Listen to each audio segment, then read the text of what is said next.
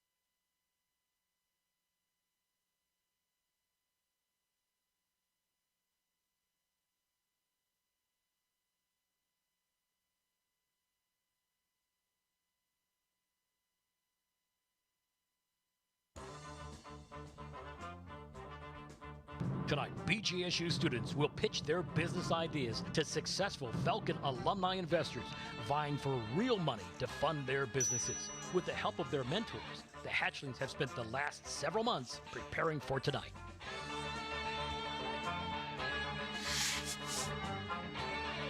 Coming to you live from the Robert W. and Patricia A. Maurer Center, welcome to the Hatch.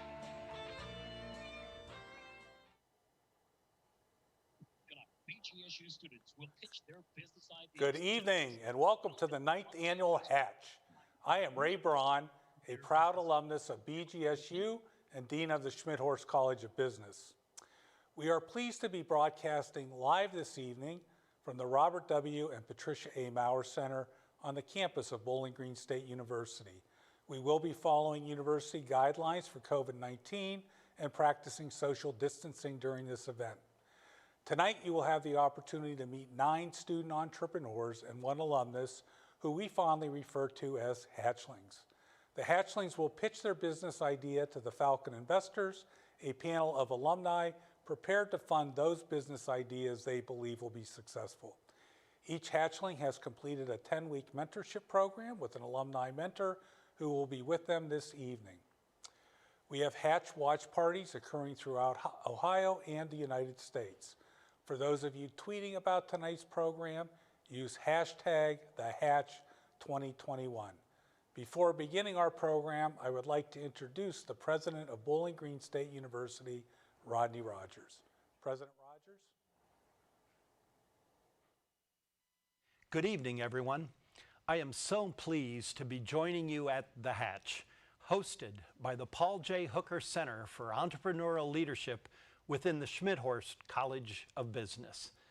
For 9 years now, students have embraced the entrepreneurial spirit and have worked with alumni mentors and investors to pitch and build out ideas and concepts with the hopes of driving the economic vitality of our communities. While we are hosting this event virtually this year, we cannot wait to be back in person next year. Just think of everything that we have accomplished for the college and BGSU, even in the midst of a global pandemic. A new name, recognizing a transformational gift, and a new state-of-the-art facility that showcases our commitment to business education for years to come. We are so appreciative of Al and Carol Schmidhorst and Bob and Pat Maurer for their significant support for current and future students. Tonight's Hatch is a reminder of how our students are finding a way forward. They are focused on innovative and creative ways to pursue and create new knowledge. At BGSU, we prepare future business leaders. This is one aspect of what it means to create public good, and our future depends on it. So, the show goes on for the Hatch. This is going to be an extremely exciting night. I want to thank our alumni mentors and investors for their entrepreneurial leadership and support. I cannot wait to see our 10 hatchlings. I Ziggy Zumba. Thank you, President Rogers. I'd now like to thank the PNC Foundation, a longtime Hatch sponsor. It is my pleasure to introduce PNC Bank President William McDonald.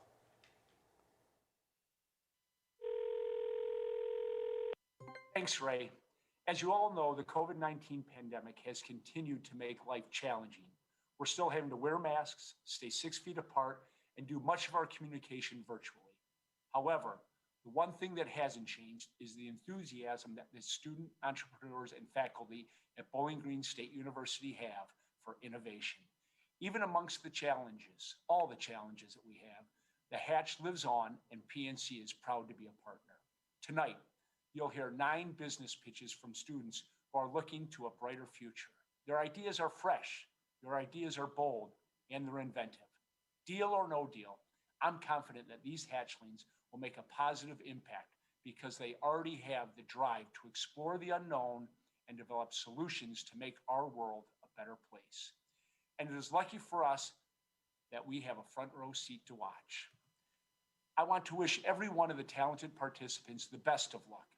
I'm looking forward to cheering you all on. To the viewers, thank you for tuning in. Your support is a wonderful testament to the strength of the Bowling Green State University community. Enjoy the show. Thank you, Bill. We greatly appreciate PNC's commitment to furthering entrepreneurship in Northwest Ohio. Now, I'll turn the program over to our host, Kirk D. Kern, the director of the Paul J. Hooker Center for Entrepreneurial Leadership. Kirk? Thank you, Dean Braun, and welcome everyone watching our broadcast. Tonight, you are going to meet some amazing entrepreneurs. During the fall semester, we solicited business ideas from students throughout the university's Maine and Firelands campuses. Out of the applications, we received 8 student business ideas and 1 alumni idea. They were selected for the 2021 Hatch program. Over the past 9 years, we have continuously improved our program. Tonight, students will ask the Falcon investors for some type of investment. Many will think incubation. Some will amaze you with their asks. Incubation focuses on helping the student prove their concept, which is start the venture and prepare in their funding of their pursuit. During incubation, pro bono legal services will be provided by the law firm of Yorkovich and Debo in Cleveland. Each year, we try to enhance the Hatch for you. 2021 is no different. Tonight, you can ask former Falcon investor and attorney Matt Yorkovich for behind-the-scenes or general legal questions about Hatch deals as they go down live. Ask your questions on the YouTube chat. In the live feed, we call it Ask Matt, which is going to be very cool. You will soon meet the hatchlings and mentors. But first, let's meet the Falcon investors, a group of alumni ready, willing, and able to fund our hatchlings tonight. Joseph Fish Jr. is the founder, president, and CEO of United States Beverage. Mr. Fish has over 45 years of experience in the premium alcoholic beverage industry, and under his leadership, U.S. Beverage has attained worldwide recognition. Joe and his wife Gail are Falcon Flames and are both 1971 BGSU graduates. George Heath is a retired group president at Sherwin-Williams in Cleveland. He is actively involved in education, teaching economics and entrepreneurship at University School in the Cleveland metropolitan area. George was a BGSU athlete and earned his bachelor's in fine arts degree from BGSU in 1987. Emmanuel Manicotti is an operating partner for Welsh, Carson, Anderson & Stowe, a private equity firm based in New York City. During his career, he has been CEO of 2 companies and has 25 years of experience in software, business information, and technology-enabled services. He is a board member of 3 technology companies currently. He also is chair-elect of the BGSU Foundation Board. Manny is a BGSU alum and graduated with a finance degree in 1989. Mark C. West is the retired president of Shared Clarity. Mark and his family call Phoenix, Arizona home. Currently, Mark is focused on providing venture capital to startups, including Magna Halter, working with former hatchling Sarah Yarger. Mark is a 1990 graduate of Bowling Green State University's College of Business and is married to his Falcon Flame, Julie. Bethany Bryant is the president of the private trust company NA. She graduated with her accounting degree from BGSU's College of Business in 1991. She earned her MBA and is a licensed CPA. Ms. Bryant is also involved in many nonprofit organizations in the Cleveland area. Bethany was inducted into the Paul J. Hooker Entrepreneurial Hall of Fame in 2020.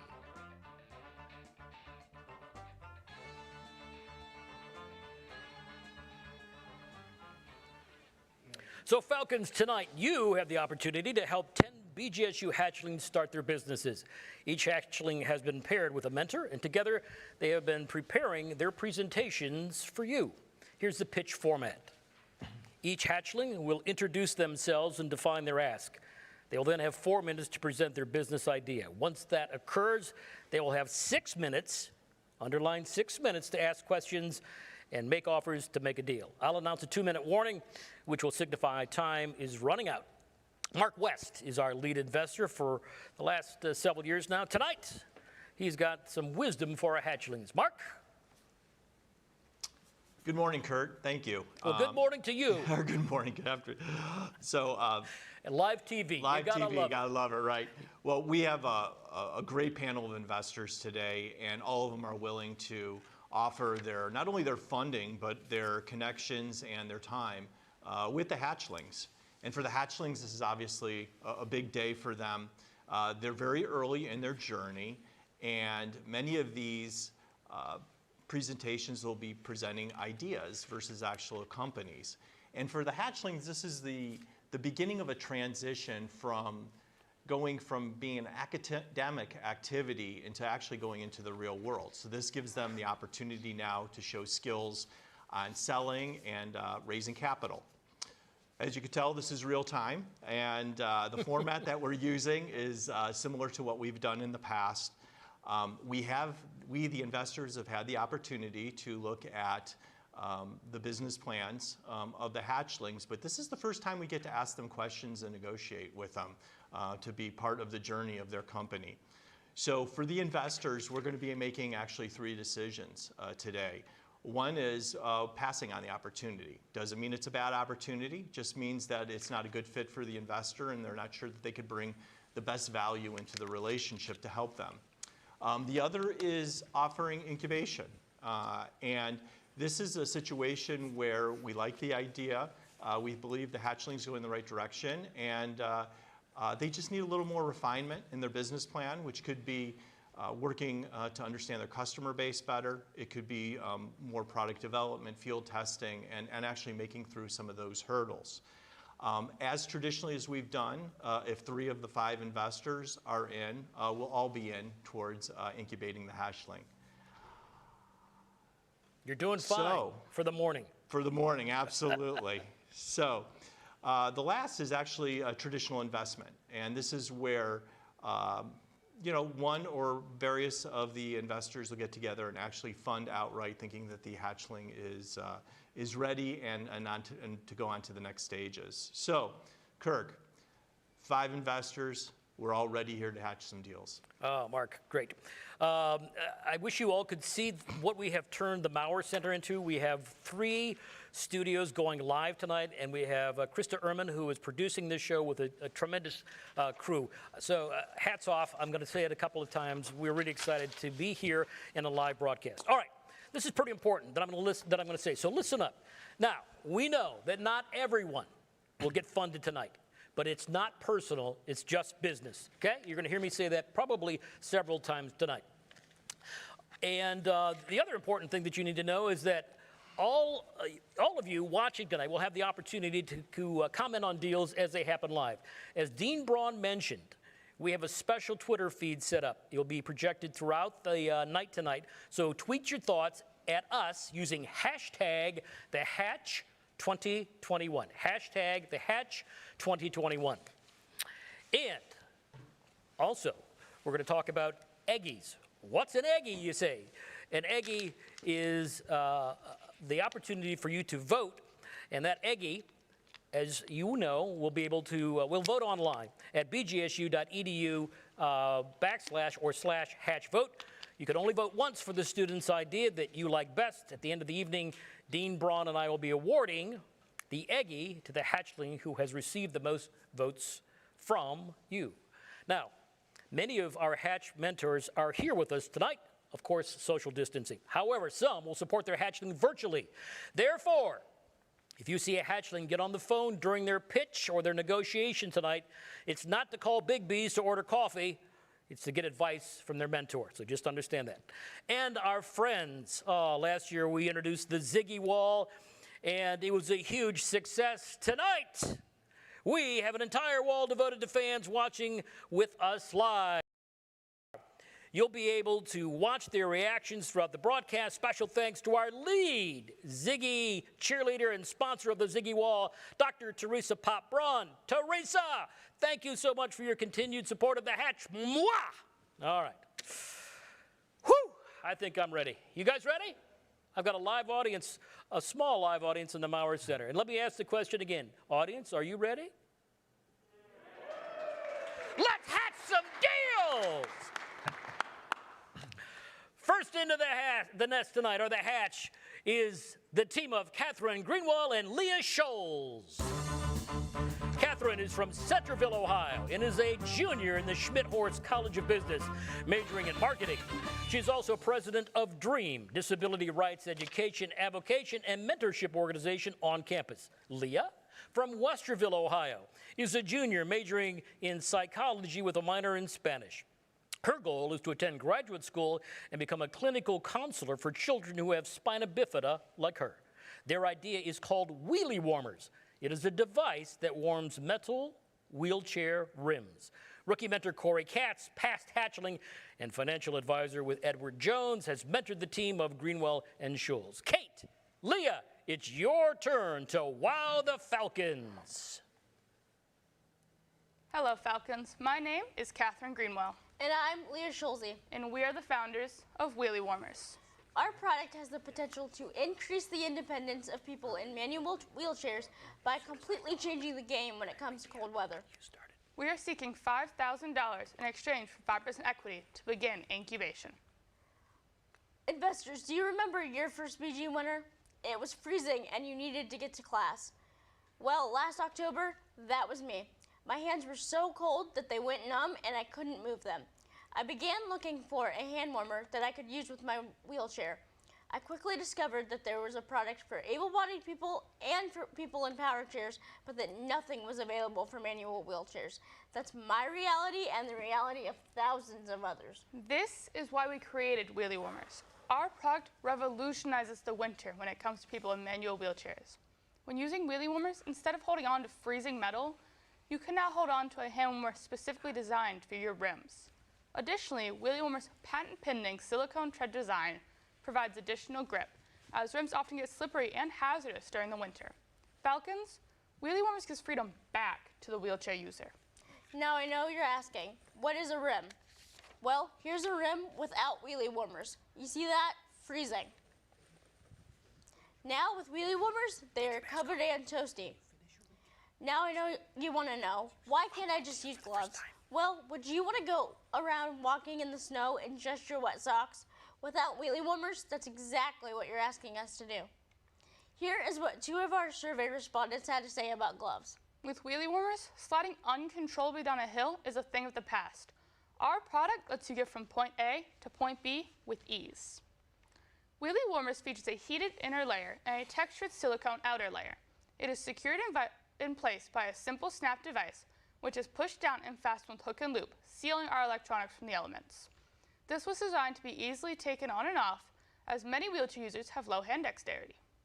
The concept is simple. It's a hand warmer that goes onto my rims. It's powered by a battery that is attached to my spokes, also with hook and loop. The battery is rechargeable, meaning you can use this again and again. Here is our tread design, which is meant to provide additional grip. We surveyed 50 wheelchair users and found that there were 3 large issues during the winter: slippery rims, cold hands, and a loss of traction from the ice and snow. All things Wheelie Warmers help fix. Now, looking at our numbers, we will make our first $100,000 of revenue during our 3rd year of sales. And at a 5% multiple, 5 times multiple, your rate of return during year 3 will be 9.4%.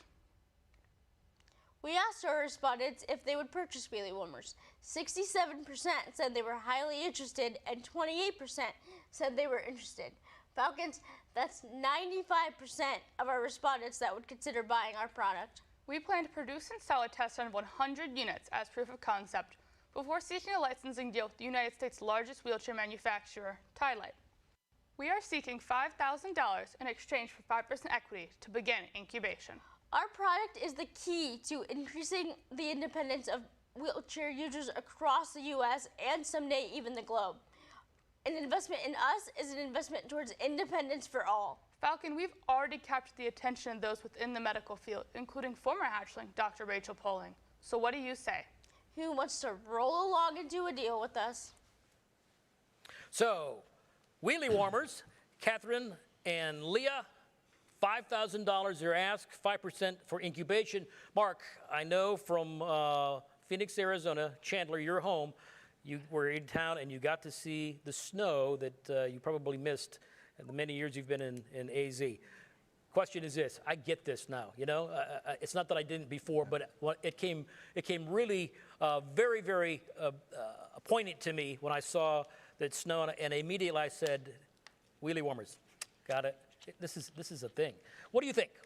I think they're needed even in late April. I think you're right. Absolutely. Well, ladies, I really enjoyed the presentation, and I was hoping that you could explain the product a little better so that we could visualize it a little bit. I understand it's a heated silicone rim cover. So is it affixed to the push rim, or does it slide and open up and the rim slide through it as it's being used? And then also there's the battery mount battery pack that's mounted to the spokes, and I'm trying to understand how that works without tangling and whatnot. So if you could add some clarification to that would be helpful. And remember, we've got 6 minutes, so we need to answer quickly. Leah. Okay. Kate, whoever, take it. We have our prototype right here. So basically, it just pushes down onto the rim, and it is fastened with the Velcro, so it just doesn't stay on it. You can take it on and off. And then the way we have it Velcroed onto the spokes, it's secure, so it doesn't fall off or get tangled. Very cool. Does that answer your question, Mark? Yes. George, what do you think? Wheelie Warmers, 5 for 5. Kirk, 4 how you minutes. doing? Good evening. How are you? We're great. You know, I was really intrigued by the 95% who were either interested or highly interested. So with that kind of demand for a product like this, one of the questions I have, and you mentioned this company, Tylate, who makes the wheelchairs now, why hasn't this been done already? Because I can't imagine Bowling Green exclusively is concerned about cold, wet rims. Why hasn't someone like Tylate or one of the other wheelchair OEMs pursued this type of technology? Great question. Ladies, you have an answer? There have not been very many advances in wheelchair technologies since they were made. The biggest advancement has been power chairs. It's kind of just been stay on the straight and narrow, stick with what you know. But this is our lives. This is what we know to be a problem. And a lot of wheelchair manufacturers aren't being around people in wheelchairs. Interesting. We've got 3 minutes. Manny. Good evening. Had a quick question. If you're going to be selling through the OEMs themselves, if there is a repair or there's damage of some kind, is the OEM going to be responsible in repairing it, or is it going to be your company? What we plan to do is seek a licensing deal. So we would just essentially hand it over to them in exchange for what we're going to be asked for is about 7% or a certain number amount of each sale. 2.5 minutes. Doing fine. Bethany, questions? Yes, thank you, ladies. Is there you talk about targeting a manufacturer, but is there an aftermarket for accessories? Because I suspect that most of your target audience would not be a new wheelchair purchaser. There is a lot of wheelchair accessories are sold through Amazon, especially I know my chair is a Pride chair, and they sell all their accessories through Amazon. Joe, just about 2 minutes. You get a question? All right, good job, ladies. My question is more money oriented. Could you give me your cost of a unit per unit cost and what your retail cost would be? We're going to seek about $100 to $150 as they're being sold. So that's our suggested manufacturer retail price. And it only costs about $20 to make a set of 2. Interesting. So 5 for 5 is their S. $5,000, 5% want to go to incubation. Now, I've got to go around the horn again. Mark, you in, you out?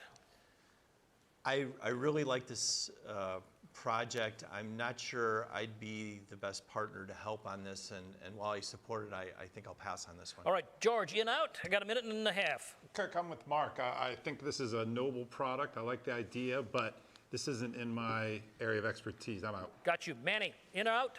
Same, I'm out. Too complex an industry I don't fully understand. All right, Bethany, what do you think? Got a minute. I love the niche product, but I don't think I add a lot of value to the process here. And Joe? I agree with my partners. It's out of my league at this point, but they've done a great job putting it together. So, ladies, you're going to hear me say this over and over tonight. It's not personal, it's just business. We all think you've done a tremendous job. We give you a huge round of applause. It is Wheelie Warmers, Katherine, Kate, Greenwald, and Leah Schultz. Round of applause, please.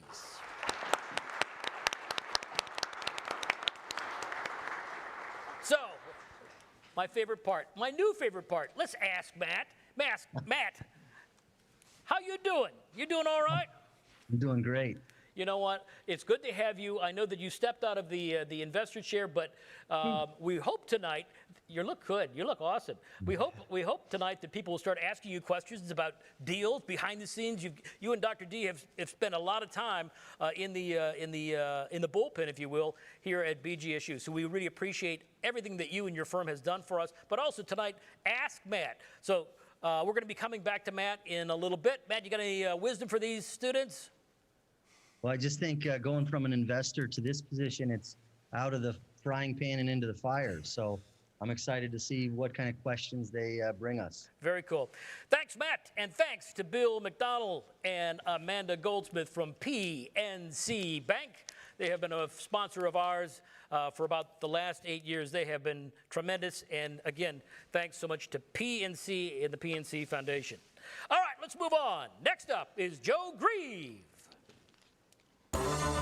Joe hails from Highland Heights, Ohio.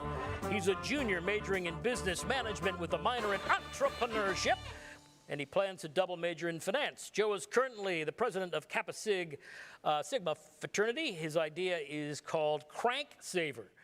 Listen to this. It's a fishing lure with innovative breakaway technology. Gary Dybel, a 1997 BGSU alum and owner of soon-to-be 3 Big B coffee locations, was Joe's mentor.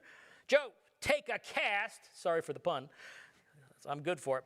Take a cast and see if you can land a deal, my friend. Hi, my name is Joe Grieve, and I'm the founder of Cranksaver Technology, a way to revolutionize fishing. I'm asking for $5,000 for a 5% stake in my business so that I can take my idea to incubation for prototyping and intellectual property. All good fishermen have a good fishing story, and mine's how I came up with my idea. It was about 2 years ago. I was out fishing the Blanchard River in Findlay, and I'd just gone to Bass Pro Shops earlier that day. Over a 2.5-hour time span, I managed to catch 16 fish and lose all 5 of my lures. I went home that day frustrated, and later that night, I did some sketches on ways to get your lure back, which ultimately would end up becoming the foundation for what Cranksaver Technology would become. Lures are typically built in one piece. The hook's connected to the body, so when you get them snagged, all you do is pull, the line snaps, and you're out your typical $8, $10, $12. 35 million Americans fish, which is just over 11% of the total population. Of those 35 million Americans, they spend $2.2 billion on fishing lures every year. Cranksaver Technology is something completely different than what's on the market right now. It's a cartridge shaped like a Christmas tree that gets inserted into the body of the lure. So this time, instead of pulling and snapping the line, all you do is pull, the cartridge comes out, and then all you have to do is reel it back in because it leaves the cartridge and the hook underwater, and then you just insert another one.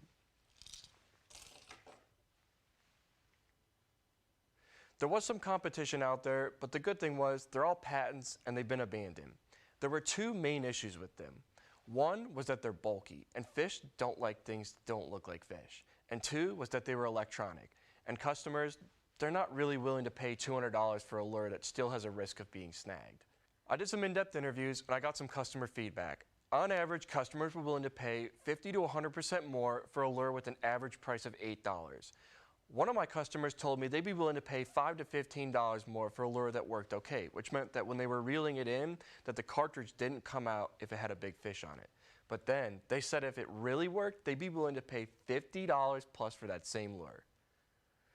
My goal is to get a licensing deal with Rapala. They're the #1 lure manufacturer in the world. They manufacture 20 million lures a year, and they're known for high quality because they hand test and hand paint all their lures, which is what's going on in this photo. I believe if I can get into 50% of their lures, then this could truly be a winning product. Again, I'm asking for $5,000 for a 5% stake in my business because I truly believe Cranksaver Technology can revolutionize the fishing industry. I've never hooked a bird before, but I'd surely love to hook a falcon. Thank you for listening to my pitch. The bird. Cranksaver Technologies, Joe Grieve, 5K, 5% incubation valuation of his idea, $100,000, big numbers. George, you want to hook a deal? You want to do some casting tonight? You know, in Cleveland, I'm guessing there, and I've fished over that area, had lots of time to go out and catch fish. I've also had problems with my lure. So, George, what do you think? Well, Kirk and Joe, I'm intrigued by the idea. Unfortunately, Joe, the last time I went fishing was before you were born. But that being said, I'm intrigued by the business idea. But I did a little bit of homework, and one of the questions I have for you is, there's something called the Easy Lure Retriever from Bass Pro Shops. It seems to say it does the same thing you do. How is your product, how is Cranksaver better and different than Easy Lure? Okay, so that product's a rig. So pretty much what it does is it goes down the fishing line with 2 little chains on it, and it tries to connect to the hooks to get them out. It's an okay design. It's really complicated. You need really strong fishing line for it to work, because the main problem with it is if you're using 6-pound line, you've got the rig in one hand, you're kind of working it like a puppet, the line will snap and then you'll lose your other rig that you had. So instead of being out $8 now you're out $21. My goal is to make fishing very simple and that you're spending the time focused on fishing. 4.5 minutes. Manny, you like to fish? Not really. Don't? No, I take Okay. it back. I do. I went on a trip, years ago to Alaska, and that was quite an experience. But I was surrounded by people who knew what they were doing, thank goodness. Gotcha. I'm going to just pass. I'm going to move this along. It's just an industry I just don't know enough about. That's cool. I appreciate it. Thank you. Bethany, you go fishing? I do You not. and Chad? Come on. Your Not at wonderful all. husband, Chad? Never been fishing really, other than, grade school kids, hanging out by the lake. Gotcha. So you're in, you're out? I'm going to pass as well. Okay, very cool. Joe, I know in Connecticut they have all kinds of places to fish, especially for golf balls. We do. Joe, you've done a nice job. My problem is that there's been 2 other products that have gone into the market that have failed. You've indicated why they have failed, and I understand that. I don't know if your prototype corrects that situation. Licensing with Rapala, I think, is a good idea, but as far as the long-term opportunity, I think with this product is minimal. So I'm going to pass. All right, Mark. I'm a fisherman. Excellent. I like to fish, so I do have some questions. Which lures are you thinking about putting these on? Because I noticed the design. It has the Christmas tree design that could pop out. 3 minutes. And whatnot. But I do a lot of trout fishing. I use small spinners. And, it seems like this would be tough to do with lures that size and whatnot. So what is the, are they on spinners, jigs, spoons? What is this going to work on? So they're mainly made for crankbaits. Like I have a model in there, the DT4, and it's kind of like a wider bodied one, and it could be inserted in there. But I know you fish with spinners. One of the people that actually responded to my thing said if we could solve this problem with spinners, that they would definitely buy it. I believe you can actually make like an exterior plastic piece in the shape of a rectangle and then insert that Christmas tree part into it so that it could work with spinners too. This could be adjusted to all different kinds of products. It's also a pretty narrow window of variability that you have where you don't want to lose the fish because, 2 minutes. And then you don't want to break the line. So you're working with this really small window of strength that you have to hit. I would assume that would be a design concern, and how do you think about working through that? Yeah, my goal, honestly, with taking this to incubation is to figure out like what kind of plastic I specifically need so that I can get that strength correctly. Because fishing line breaks at a certain strength, but obviously there's a margin of error with that. And so I want to be just right under that. And at the same time, with the big fish discussion, people usually fish with their drag so that there's less tension on the line. If you're muscling in a fish, it's the same thing as you just losing your lure regularly. Just under a minute and a half. Mark, you thinking? It's a 5 for 5, 5%, 5,000 for incubation. I know it takes 3 to incubate, so at this point it looks like somebody's going to have to do a deal. George, you guys in? I would support incubation if I could get 2 of my investor partners to go in with me. So I think Mark is probably a possibility, but I'm just here to help. It's a minute to go. We need to cut. Yeah, we need to cut bait or fish. Kirk, I love the problem statement, but I'm concerned about some of the design challenges and the length it'll take, so I think I'll pass on it. Okay, so it looks like everybody has passed. No fish for us tonight, Joe, but that doesn't mean anything. Sorry. Remember, it's not personal, it's just business. Round of applause for our friend Joe Grieve tonight. Congratulations to you, Joe. You know, it takes a campus to raise a hatchling. Thank you to Dr. Jeff Meyer, Professor Jen Stucker, Esquire Doug Miller, CPA and alum David Rudd, who's watching tonight from St. Louis, and Amy Burns and her team. Tremendous folks. Thank you so much for helping us prepare the students for this year's Hatch. Your expertise and time is greatly, greatly appreciated. And how's my friends doing on the Ziggy wall? You know, the head, the iZiggy Zumba is going crazy. Look at you guys. You enjoying yourself? Thumbs up for the old boy if you like what you're, all right, everybody's happy, yeah. That's good. Love to see it. All right, let's move on. I say iZiggy Zumba. Did I say that right, Chief? I see the president standing out here. Did I give me a thumbs up? iZiggy Zumba. I got it. All right. Next up, please welcome Shakir Blackett. Shakir's hometown is Bridgetown, Barbados. He's a senior majoring in aviation engineering technology in the College of Technology, Architecture, and Applied Engineering. Mr. Blackett is chapter president of his fraternity, Phi Beta Sigma, and is a budding entrepreneur who started Meridian Rentals, a micro-mobility company. Shakir's idea is called Touch Color, a simple Braille word system that helps visually impaired users decipher the size, color, and pattern of articles of clothing. Shakir was mentored by Eric Nolan, who is watching from afar tonight out in California, a 1982 College of Business alum who serves as operating partner and chairman for SureWorks Industrial. Shakir, say hello to the Falcons. Hello, Falcons. My name is Shakir Blackett, and I'm the founder of Touch Color. My service has the potential to empower visually impaired and colorblind people. I'm seeking an investment of $5,000 for 5% equity ownership in my idea. Do you or someone you know have impaired vision or are colorblind? Well, I do. And a simple task like getting dressed in the morning can become just so difficult. Imagine a world where darkness turns to color and light becomes their oyster. We have the opportunity to help millions of people in the simplest way, just the way they feel about themselves every day. Touch Color is the solution that helps the visually impaired to regain their independence. Pride and independence, in my opinion, are priceless, and that's what Touch Color really offers. The estimated number of visually impaired in the world is 285 million, and 32.2 million adult Americans reported that they have trouble seeing even when wearing eyeglasses, or that they are unable to see at all.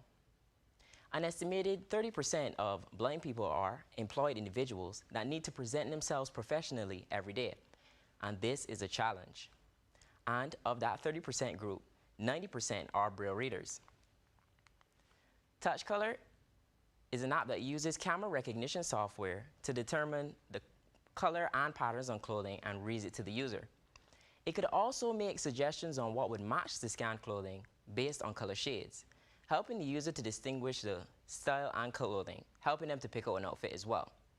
The app then stores the scanned clothing on a database, creating a virtual closet.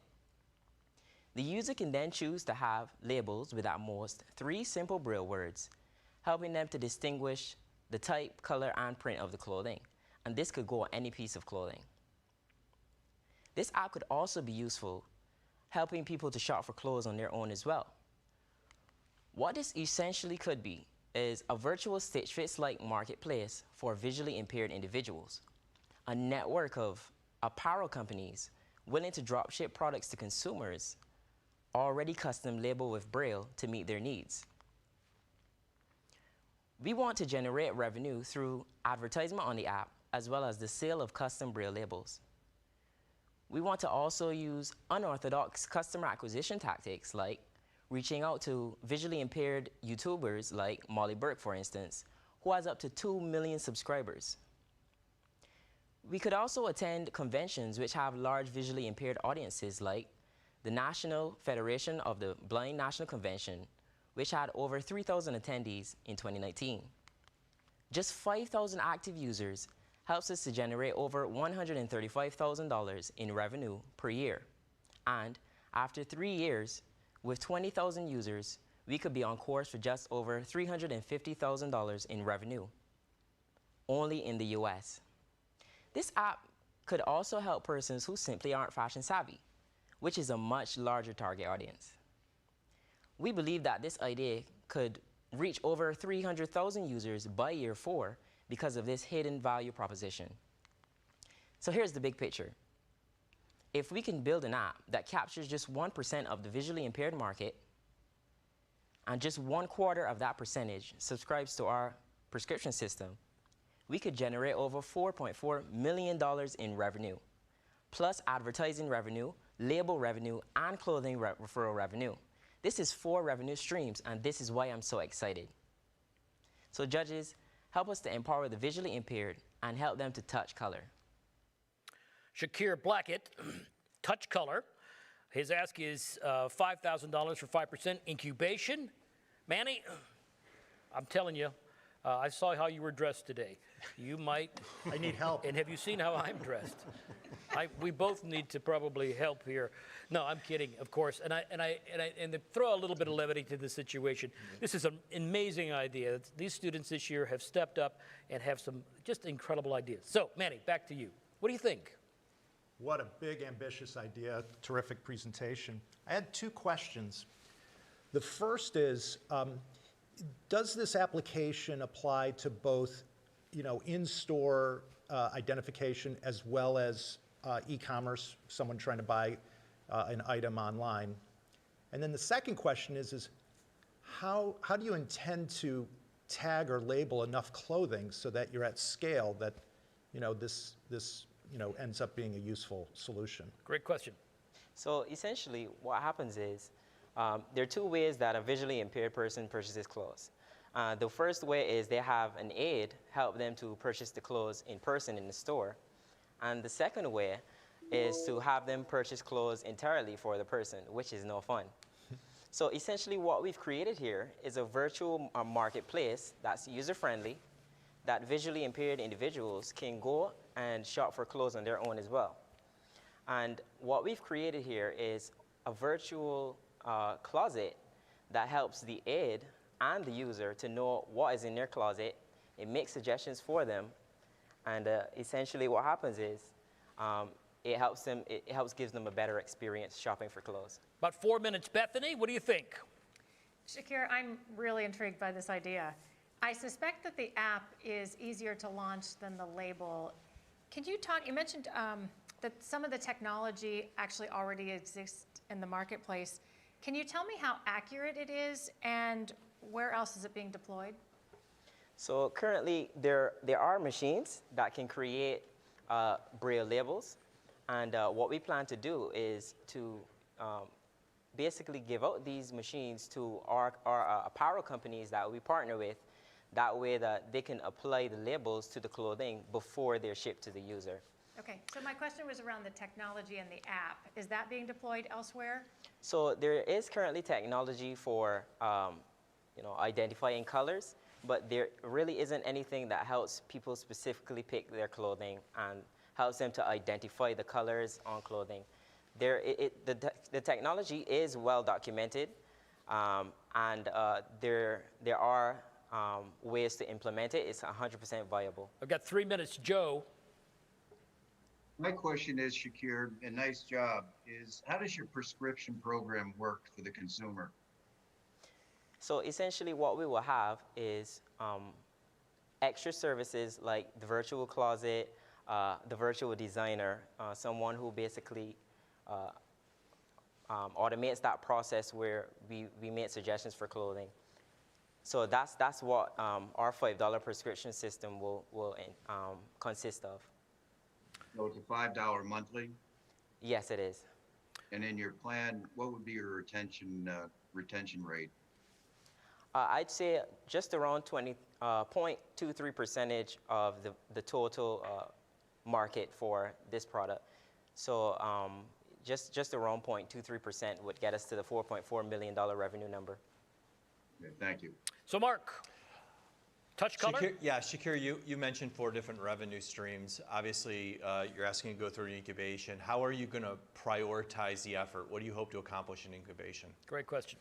So what we essentially want to do is research, research. That's very important. That's the main thing we're going to be doing, researching and protecting our intellectual property.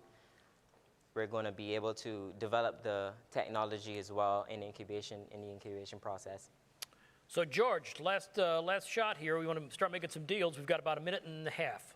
Yeah, I like this idea a lot. It reminds me, this is like a high-tech version of Garanimals. I don't know if I'm dating myself when I mention Garanimals, but my father was colorblind, so I'm sensitive to this, but I really like the idea a lot.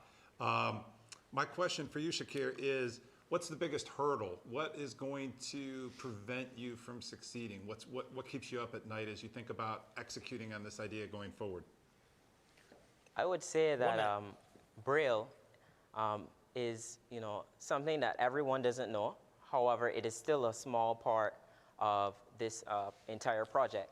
The mobile application is really where we would be able to help people the most. Manny, I'm coming back to you. We've got 50 seconds. Here's some interest, $5,000, 5% incubation, $100,000 valuation. You guys in or out? 40 seconds. You're all standing around. Joe's over there in Connecticut. Everybody's saying, okay, what are we going to do? Manny, back to you. You're going to lead this one way or the other. Yeah, this is an idea I think is worth pursuing in incubation. I think there's a variety of hurdles that we talked about, but the upside's really big. Can you count to three? I'm in. Can you count to three? I'll give you two. No, I mean, I need three investors to go in. So I've got Manny, I've got Bethany, and I've got George. It looks like you got, we have three, we have all. Is that correct? Correct. Mark, West? 3 in, all in. We're in. All right, so there you go. Congratulations! First deal of the night, Shakir Blackett. Thank you so much. $5,000, 5%. You're going to incubation. Congratulations. Round of applause for Shakir. Thank you. Hey, don't forget to vote for the People's Choice Award. At the end of the broadcast tonight, we'll be awarding the Eggie to the hatchling. It is bgsu.edu/hatch vote. Please vote now. And also, thanks to our great friend, Dr. Teresa Pop-Braun, one of our Falcon Fantastic sponsors. Teresa, your support is greatly appreciated. Again, she underwrote the Ziggy Wall tonight. We could not do this without you, Dr. Pop-Braun. Thanks so much. Now, this year is the 9th hatch. Longtime Falcon investor, BGSU alum Joe Fish challenged our team. He said to showcase something. We want you to showcase and show the impact that the hatch program has had on BGSU students and the mentors who devote their time and expertise in preparing hatchlings. So let me introduce you to something new called The Hatch, a case study on young entrepreneurs. Watch this.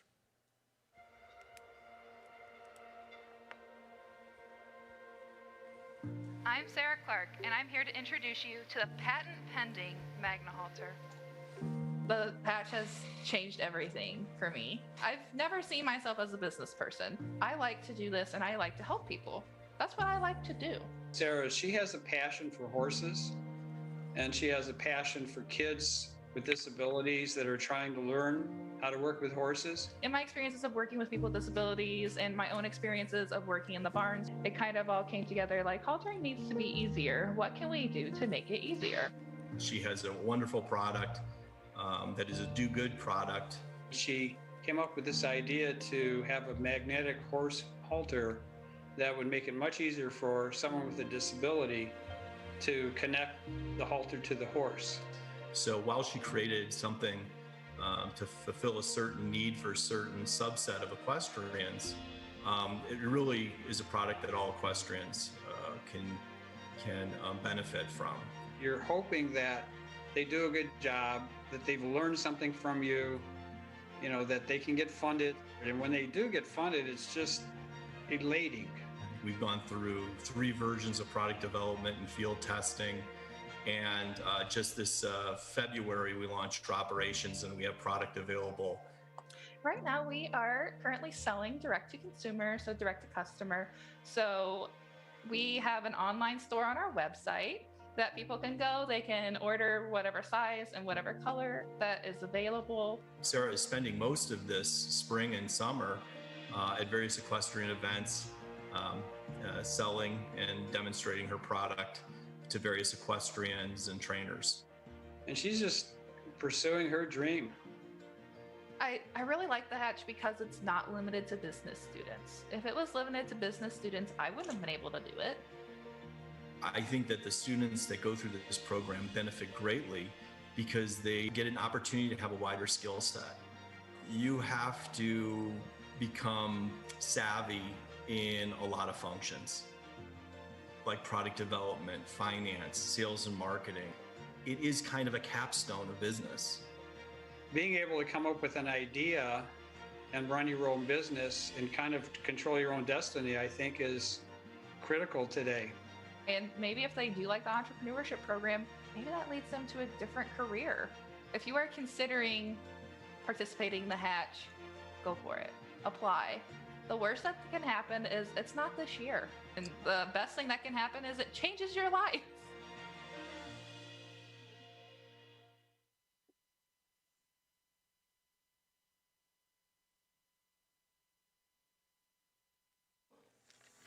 The Big Fab Lab is Northwest Ohio's makerspace, providing the resources that forward-thinking businesses and individuals need.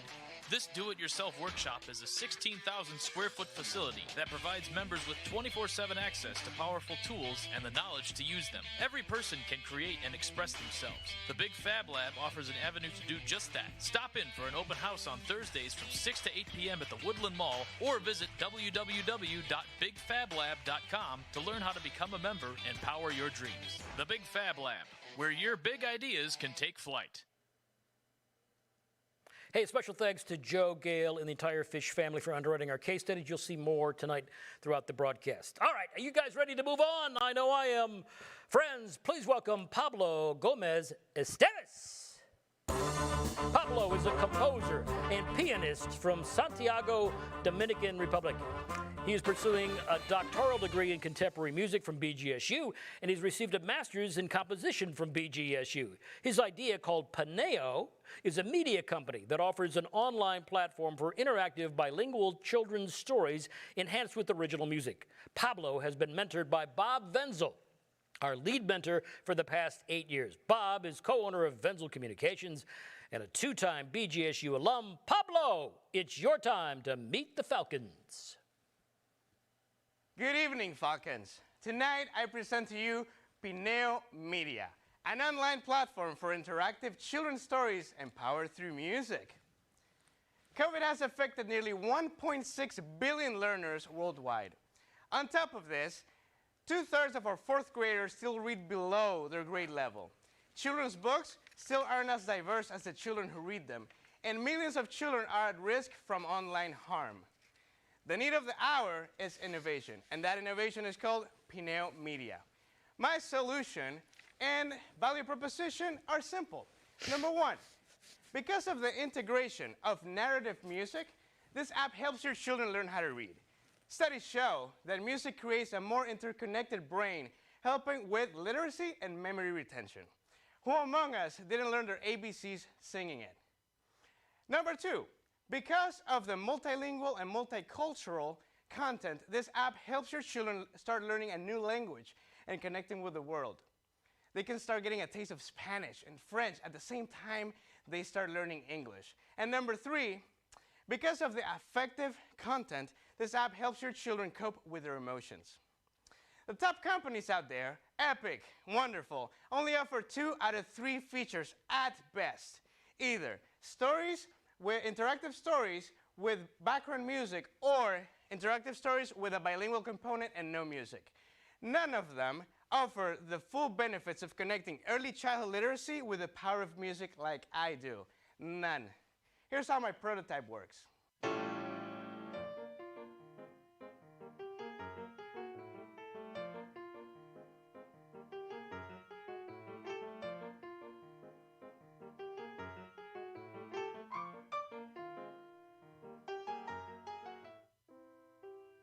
It's a hot Saturday afternoon at my mama's house.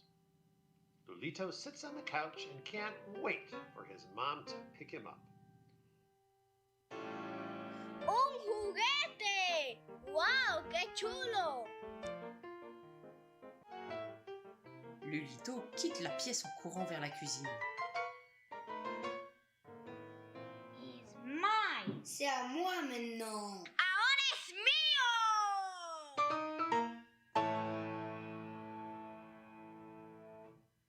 My company overlaps in 2 main industries: language learning software with a revenue of $3.1 billion and ebook publishing with $3.3 billion in revenue. My target market has two categories: the 3 to 8-year-old children who use it and the adults who buy it. Here's how we make money. I already showed you Lulito, original content with this multi-layer format. But wait, there's more. We're transforming public domain classic stories into the Pineo format. And we're collaborating with authors, transforming their content into our platform and marketing them on Pineo Media. Now let's talk about distribution. On the first stage, customers may purchase and access single books via our web app for $7.99. Once we produce at least 10 books, we move on to the second stage, a subscription-based mobile app where customers may access our content for $9.99 a month through a variety of devices. Production cost includes illustrations, animations, the recording of music, and narrations, the programming of the app, and social media marketing. By year 3, we're making 74% on gross margins. And it is important to note that production costs only apply once per interactive story. Look, Falcons, we can sell this right now. $5,000 in exchange for 5% equity for my company to go into incubation for the next 3 months. What's happening after? On August 1st, we're releasing Lulito as a proof of concept, returning your investment by February 1st.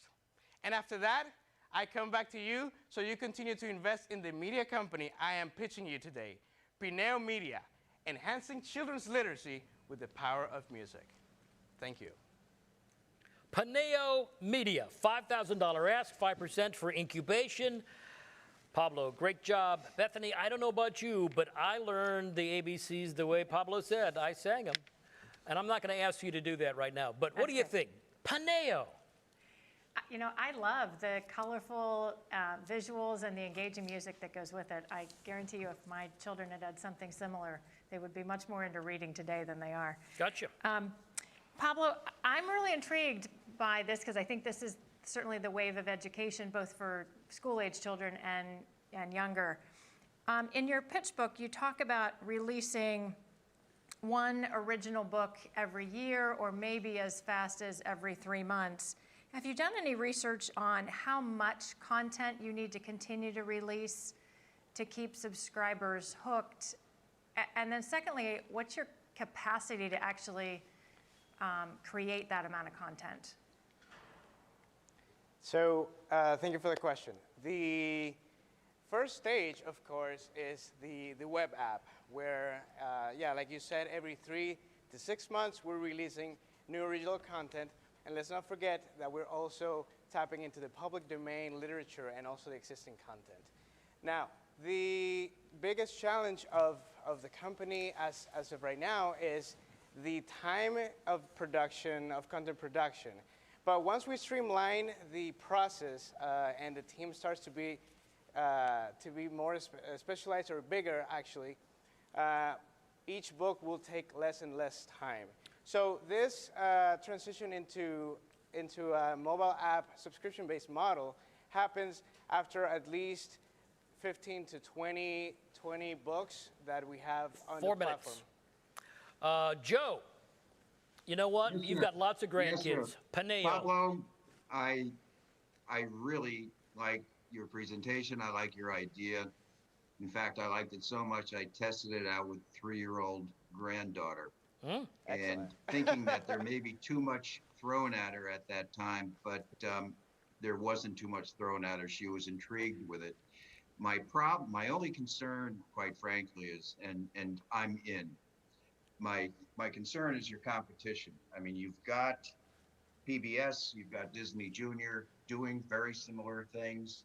You know, I think there's a big idea in licensing with the Doc McStuffins, or trust me, I know all these shows.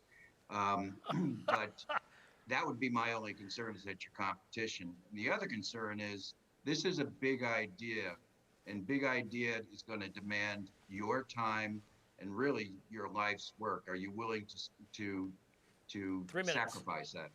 Yes, I do. And the thing you need to understand is that I'm a doctoral student. And what that means is that the research that I'm doing feeds into the product and vice versa. In a way, I'm becoming a scholar of my product.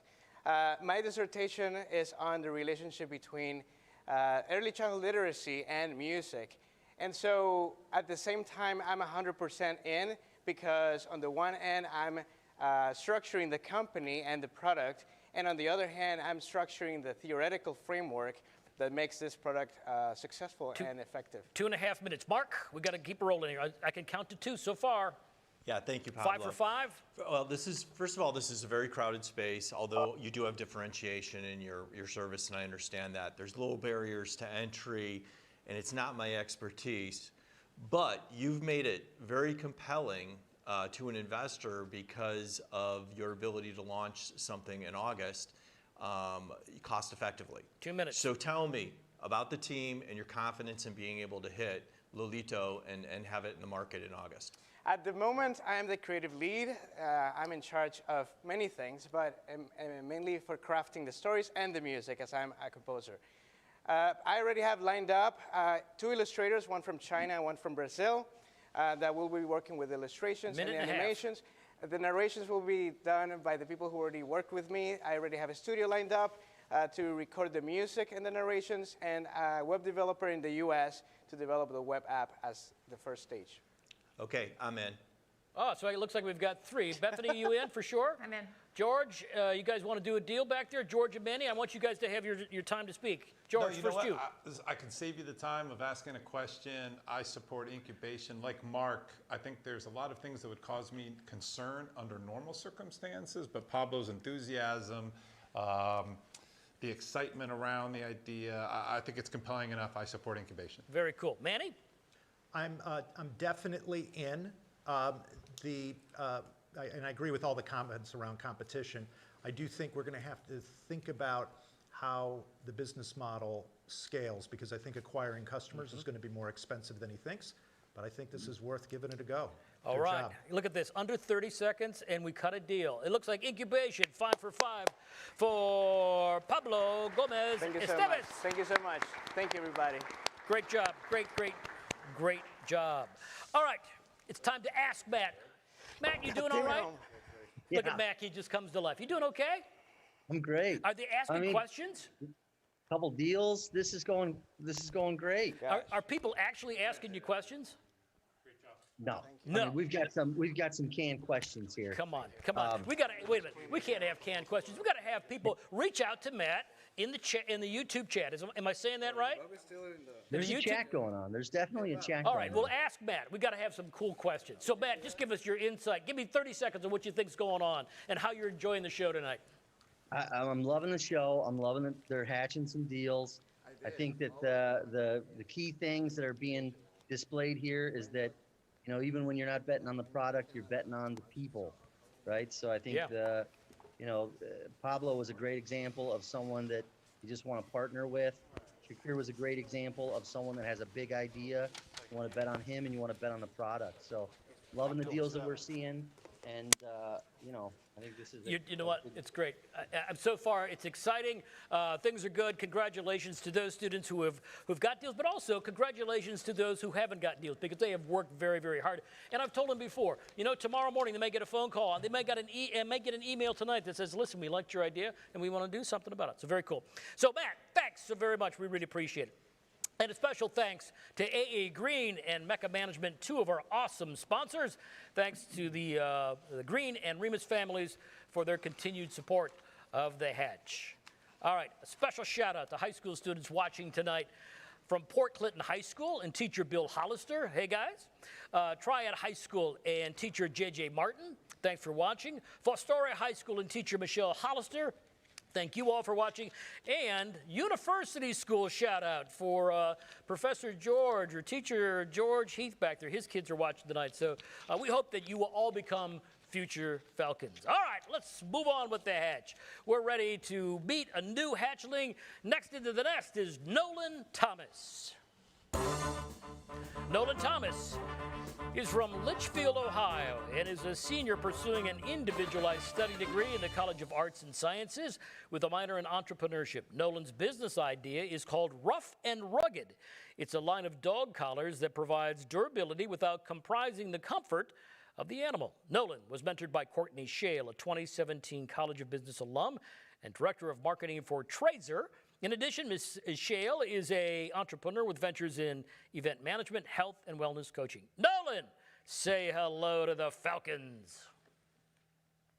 Hello, investors. My name is Nolan Thomas, and I am the creator of the Rough and Rugged Dog Collar. I'm here today seeking $5,000 for 5% incubation in my Rough and Rugged Dog Collar. I found inspiration for this product through my own experience with my own dog, Vincent. We first noticed issues in his skin when it started to turn a little pink, but this eventually grew into further red irritation and hair loss. So we decided to take him to the vet, where they told us that this was called pyotraumatic dermatitis, more commonly known as hot spots, but this can lead to infections, so we looked at a few sources. They offered Benadryl or lotion. Benadryl would make our dog sleepy, and we didn't want him to be drowsy constantly, and the lotion would be licked off by our other dog at home. So we looked for other dog collars that would fit his need. Most dog collars on the market are made from a nylon strap, and while these are rugged, they're not very good at protecting sensitive skin. So I looked for the collar that would be good on sensitive skin, and what I found was a collar that was not very robust and would quickly fall apart. So most collars on the market are not very, while can be robust, will not be good on sensitive skin, and vice versa. Through my research, I've also found that larger dog breeds are more predisposed to these hot spots, and these are the dogs that often have the bulkier collars that are harsher on the skin and will often need the more gentler collar at the same time. So I designed my collar to both be more comfortable and more robust than the competitors. I use a 2-layer material system with an inner core of a nylon rope similar to dog tug toys at home, and with an outer layer of neoprene, which is a rubber fabric similar to scuba diving suits, giving it a strong outer layer as well as being gentle on the dog's skin and waterproof to prevent moisture absorbing into it. I've also designed my own latch for this collar, utilizing 2 hooks to give it a pulling strength, as well as 2 magnets embedded in it to keep these hooks latched together. And these ropes will be attached to the ends. With $13.50 roughly to make each collar in the first year, they will offer a good margin. And with 89 million dogs in the country at these margins, even a small penetration rate will offer good sales numbers. And with a return investment of 21% just in the 3rd year, this feels like a good investment. With this funding, I would like to put it towards prototyping of this product to push it towards a more manufacturable state. And then once it is, I would like to run a trial manufacturer run of 100 collars for proof of concept on this collar.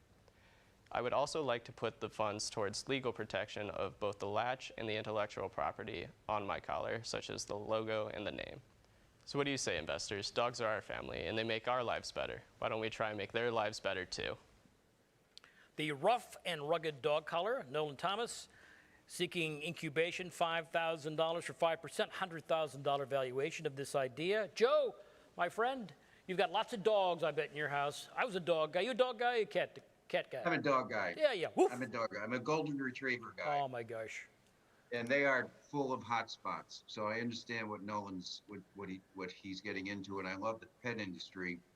However, I'm just saying, I'm just thinking that it is so competitive that the point of difference in the collar is not that much greater than what's out there now. And by the way, most dogs are walking around with leather collars without a problem. They're durable. So to save time, I'm out. Very cool. Nice Mark? job, Nolan. Mark?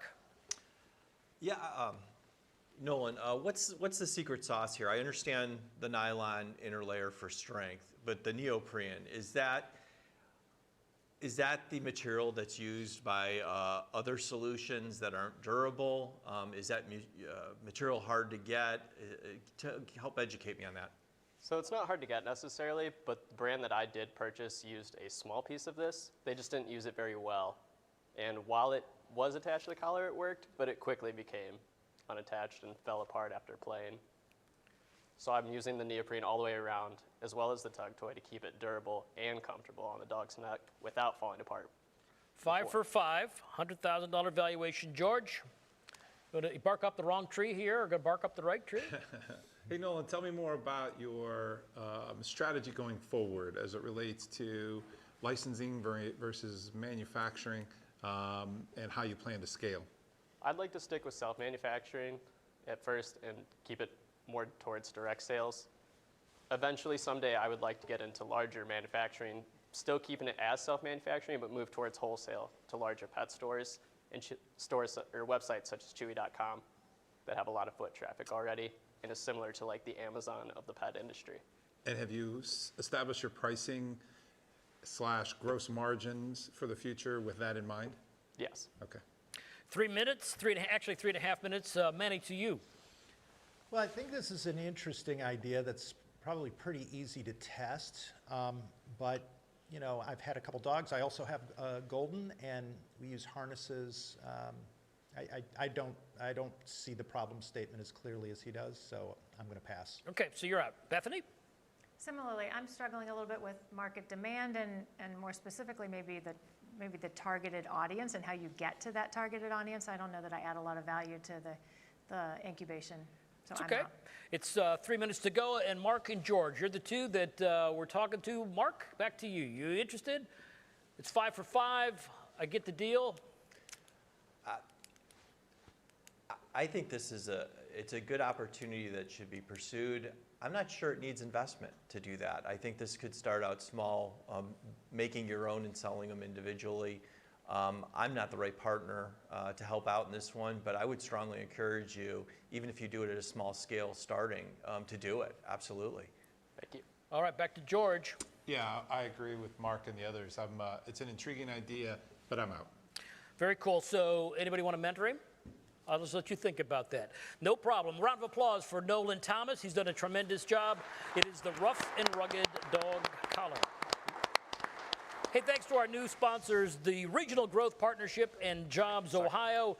Alumnus Dean Monsky, you're the best, my friend. Thank you for stepping up and helping us with this broadcast tonight, because it is a live broadcast from the Maurer Center, the Schmidt-Horst College of Business. All right, on with the hatch.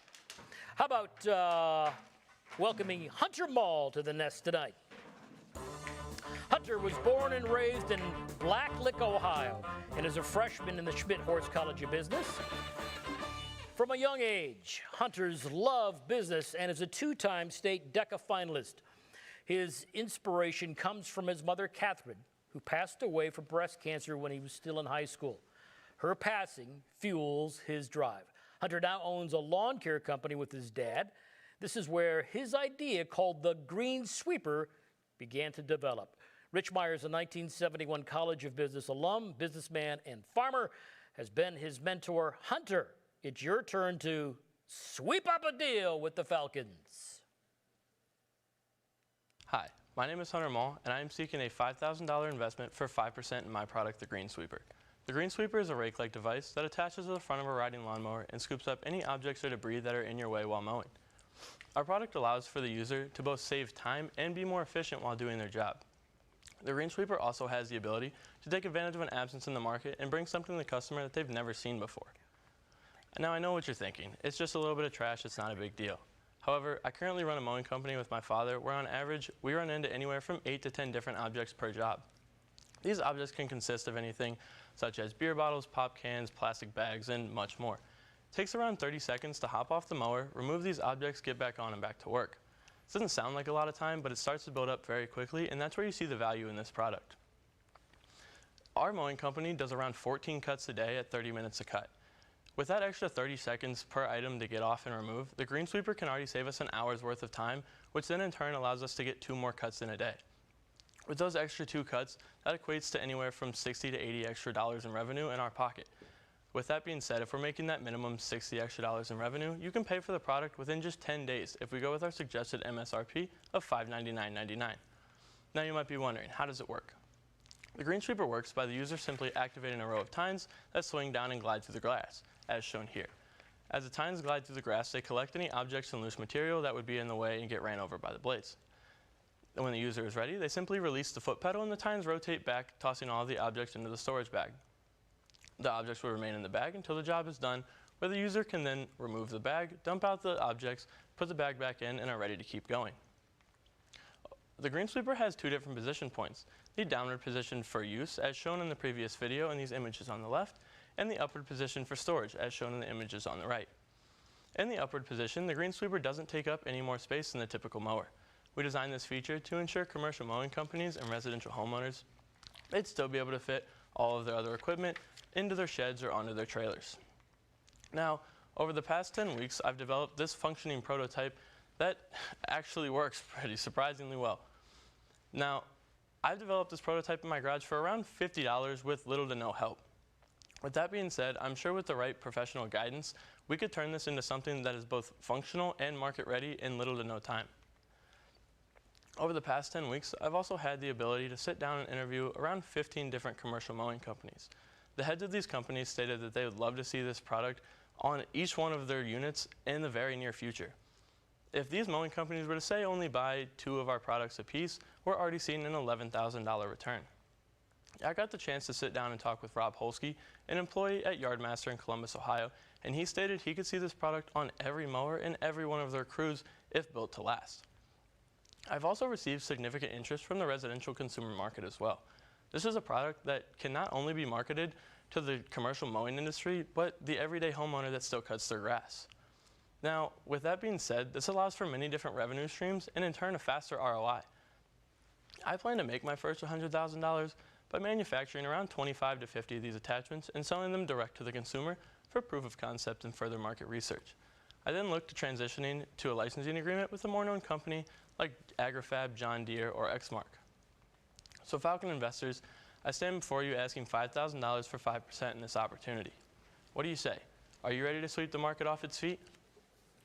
The green sweeper, Hunter Maul, did a great job. 5 for 5 for incubation, $5,000, 5%, $100,000 valuation. Mark, in the desert, they don't have a lot of grass, but they do have a lot of garbage. So, no, I'm just kidding. So, green sweeper, what do you think? You like it? I do. I really like it. And when I was going through high school, I cut 14, 15 lawns in the neighborhood. That's how I made my money. So I can empathize with running over garbage and it going all over the place. Hunter, great job. I really enjoyed you being able to quantify the value of the time motion studies and how it would save and increase revenue. I thought that was really important. So my question is more around the mechanics of the product because I'm trying to understand the complexity of it. So for the tines to go up and down, how is that being done? I saw there was a foot lever. Is that pulleys? Is it springs? Is it electronics? What's the thoughts? So the current process we have in place is actually 2 tension springs and then a pulley system where the user would simply push down on the foot pedal and it would pull a cable back towards the mower, which would then release those tines to go down, which would cause tension in those springs, which then when the user was done and picked up everything they needed, they would release and the springs would go back to their original position, pulling the tines back up with any of the other debris and dropping it into that storage bag. 430. So, Mark, what do you think? I want to hear more. You want to hear more? On to George. All right. Oh, look at him. Go to George, he says. So, George, what do you think? Yeah, Hunter, question.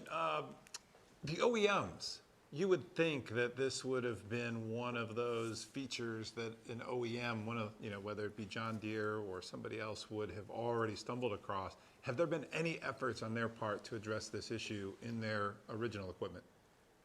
There hasn't been so far, and my thought process on that as to why is simply because, I mean, you look 30, 40 years ago, people were cutting their own grass. They were getting off the mower to pick it up themselves, and litter wasn't as big of an issue as much as it is pushed now with all the green movements lately. And so you kind of see people are wanting their jobs to be done easier, quicker, and just more efficient. And so that's why I don't think it's been done before, but it's something that I look to see on a bunch of mowers here soon. 3.5 minutes. Manny. Is this being sold to the actual owner and operators of the equipment, meaning that they have to self-install? Or are you trying to package this in a way in which you have the OEM selling on your behalf? Yeah, great question.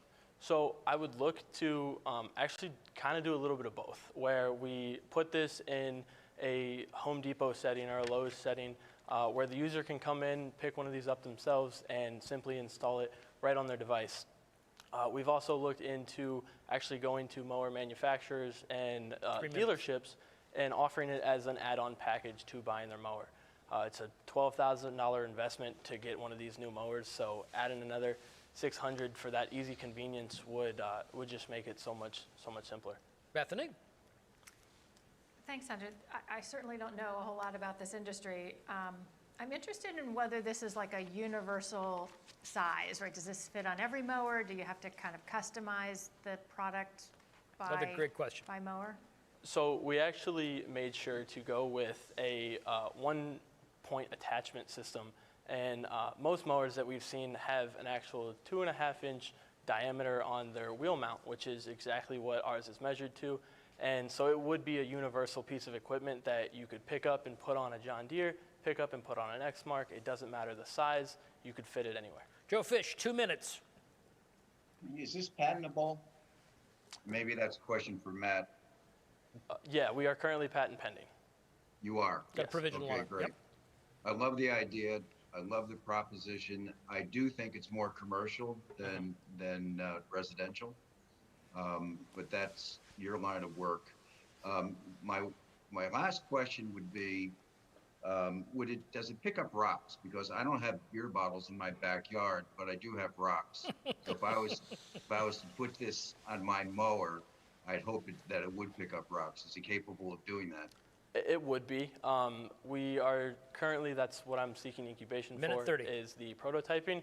And so that will, show us how wide apart the tines are. It would be able to do that with my thought process on how skinny they're going to be. Hey, Lead So, Falcon. Mark, back to you because I want to see if we can count to 3 or 5. So if the deal is 5 for 5 for incubation, and you in, you out, you shake it all about. We got 1 minute. I'm in. I got 1 in.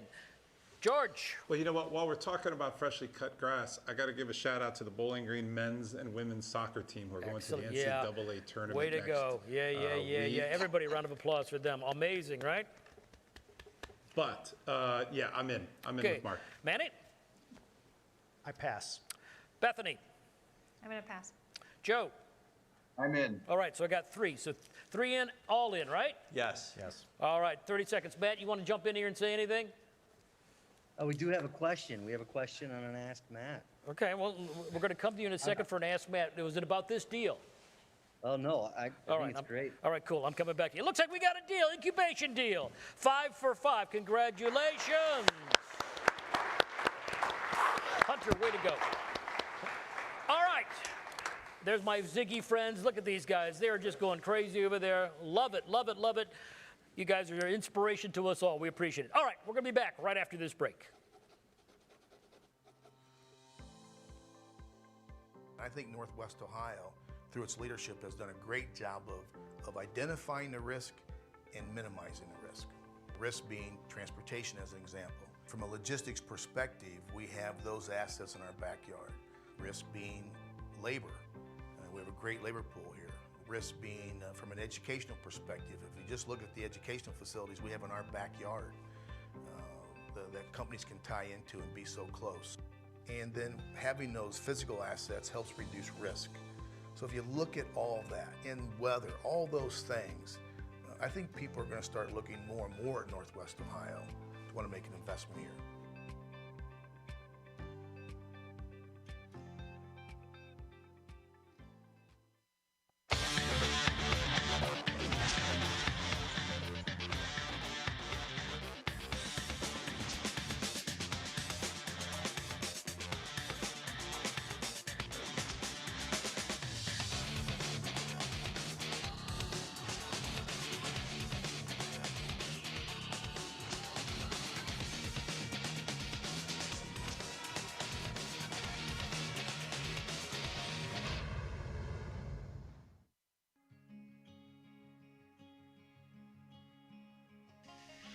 Bear?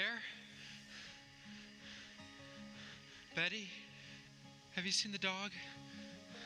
Bear was the name of my grandfather's sheepdog, and he always thought he was alive until the day he forgot about him entirely.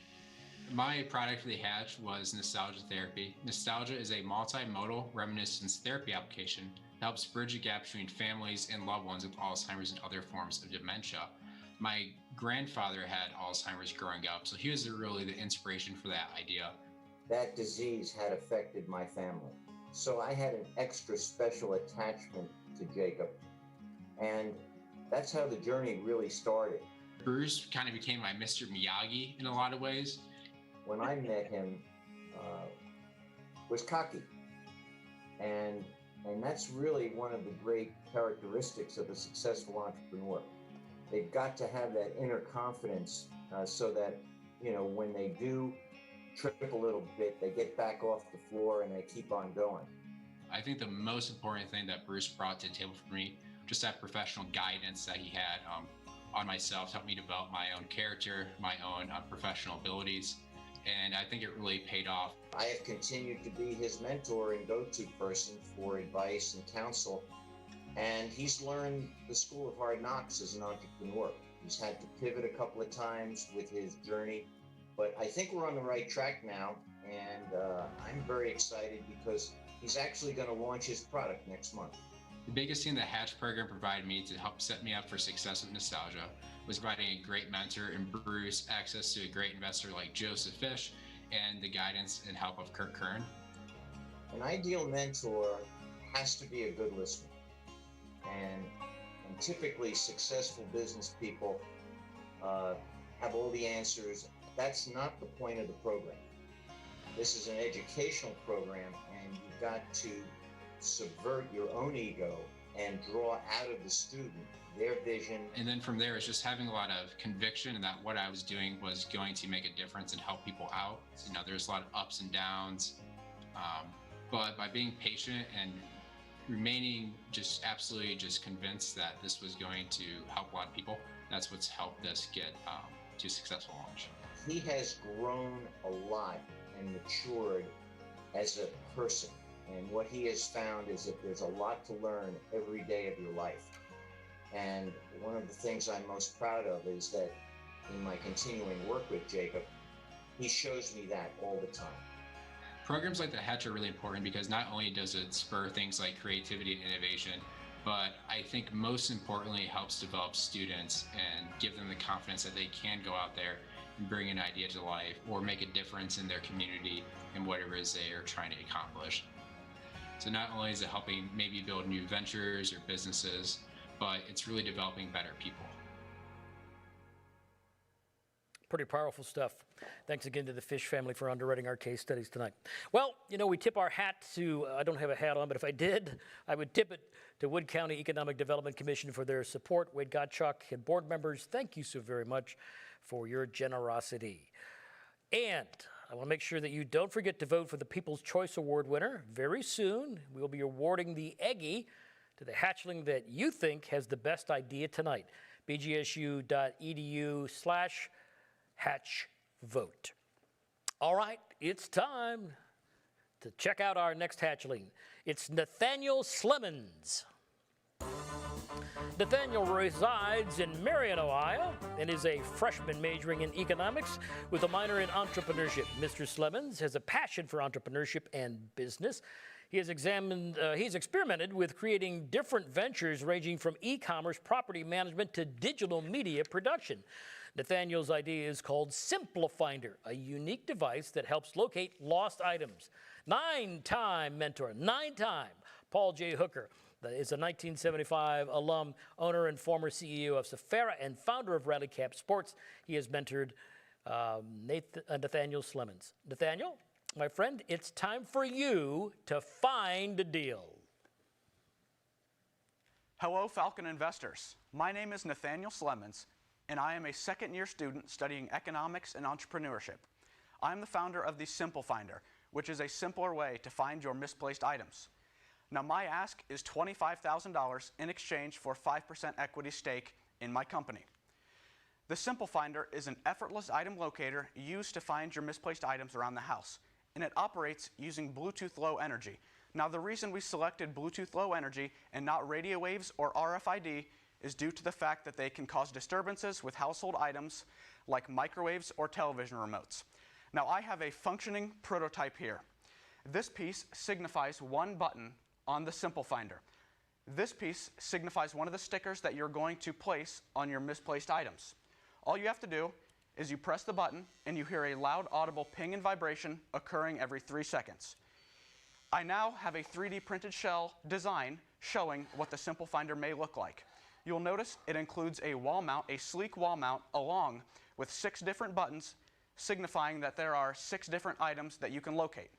It will also come with a lightning cable that plugs into the bottom and into any electrical outlet around the house. Now, the stickers and labels are some of the Simple Finder's greatest features. The stickers are going to be around the size of a quarter, and they will have a strong adhesive on the back. The adhesive will make the sticker allowed to be relocated and moved if needed. The Simple Finder also comes with labels. 4 of those labels will be pre-made, including your phone, wallet, keys, and remote. The other 2 labels can be customized to any item that you want to allow the Simple Finder to locate. With a felt tip pen, just draw in or label those 2 labels and you'll be all set. Now, other locators require apps, smartphones, and internet access, making it not very feasible for many key demographics. For example, if I gave a competitor's locator to my grandpa, he would have no idea how to operate it, maintain it, or even set it up, causing lots of frustration and a waste of money. Now, 100% of surveyed individuals said they occasionally misplace items around the house, and over 50% of that group said they would be more inclined to purchase if no smartphone was required.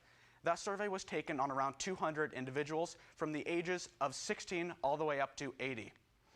Now, if you take a look at my cost of goods sold, you will notice that it is $15, and the MSRP is $30, meaning we are aiming to have a 50% gross margin.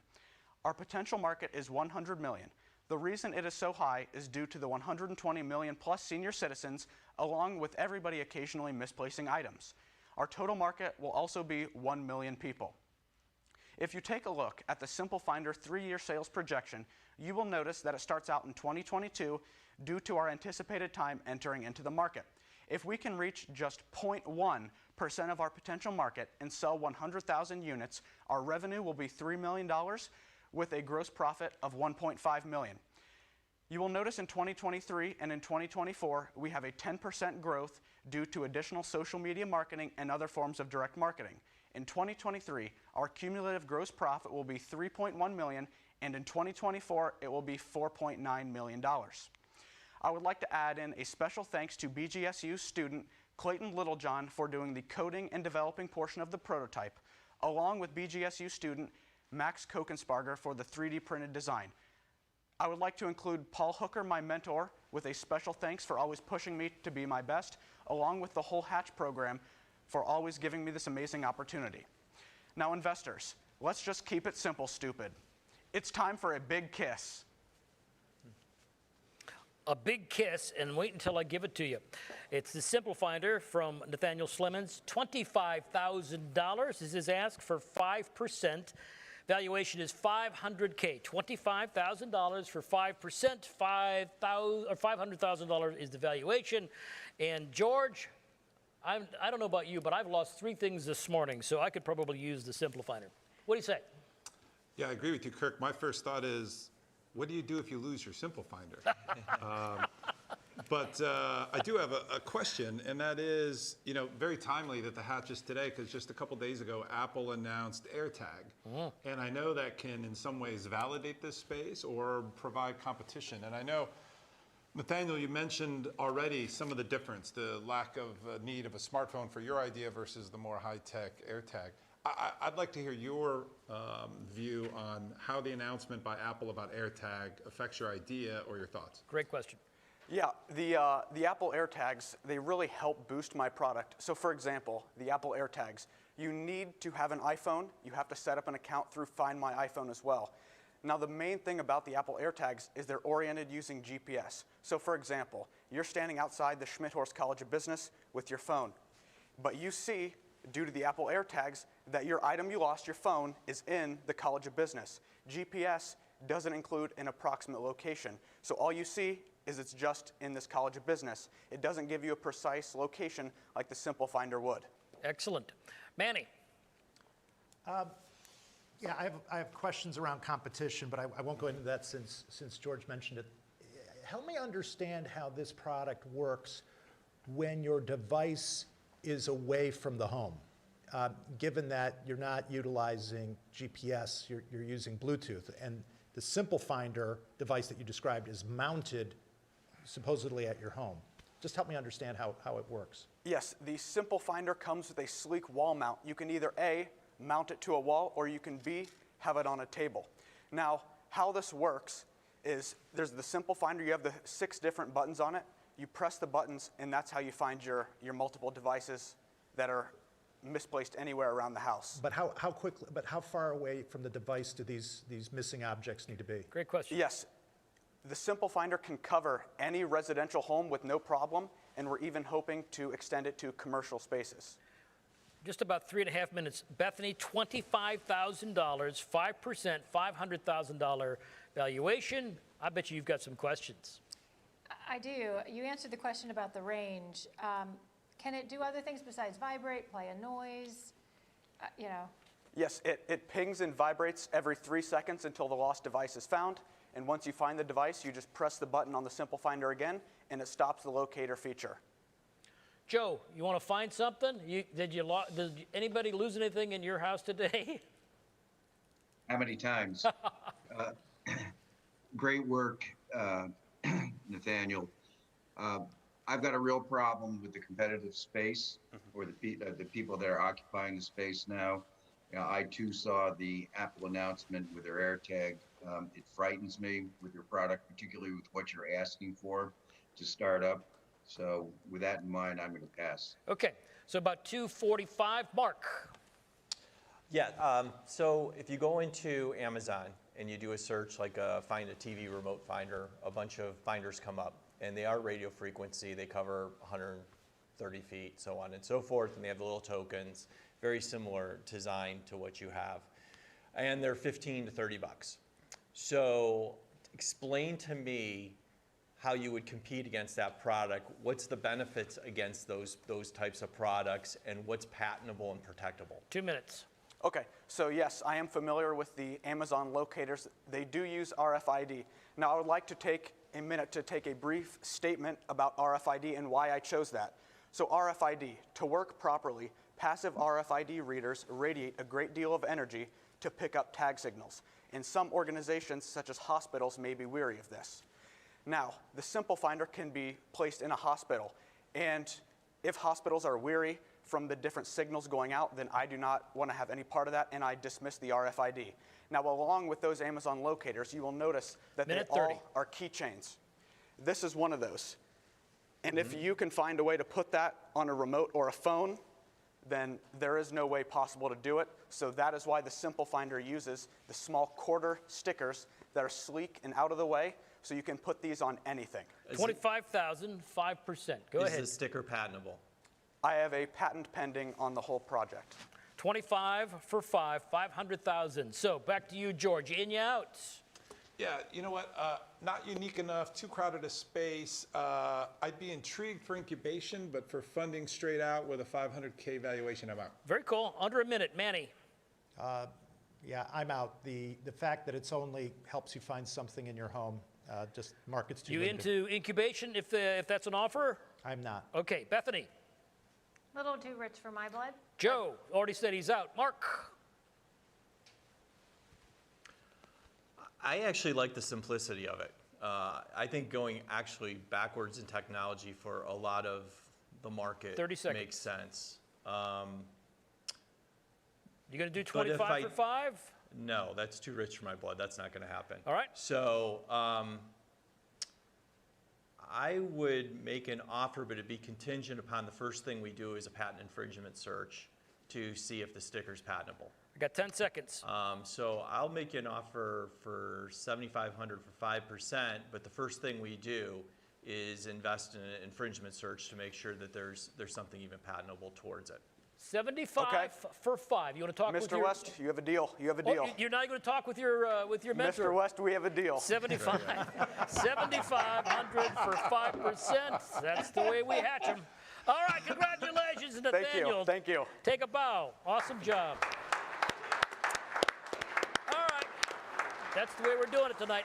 It's time to ask Matt. And I know that everybody out there, I'm watching my phone and it's blowing up from people saying, hey, people are asking Matt questions. So Matt, to you, my friend, what are you getting asked? Well, there's some interesting stuff going on in the chat. But the question that I'm going to answer is, what is the biggest legal challenge that we've seen after someone has done a deal? And I'd say in the 5 years that I've been part of it, I would say it's not really a legal challenge at all. Legal challenges can be, remedied pretty quickly. I'd say the biggest challenge is real life. That these hatchlings, they got to go out and they got to survive as well. And a lot of their companies are pre-revenue. Right. And so they got to decide whether or not they're committed to be entrepreneurs and running their companies, or whether they want to move, they want to get married, they want to, go on to other bigger and better things. And so I'd say whether or not they're committed to the mission and committed to being entrepreneurs is the biggest challenge. Very cool, very cool. Well, that's why we asked Matt. So round of applause for Matt tonight. We really, really appreciate it. Thanks, Matt, and thanks to the Big Fab Lab. Mark Bolus and David Yu are in the house tonight in the Mauer Center, and we appreciate all of their work. So let me just take a second to say the Big Fab Lab, many of the students, hatchlings, did prototyping with the Big Fab Lab.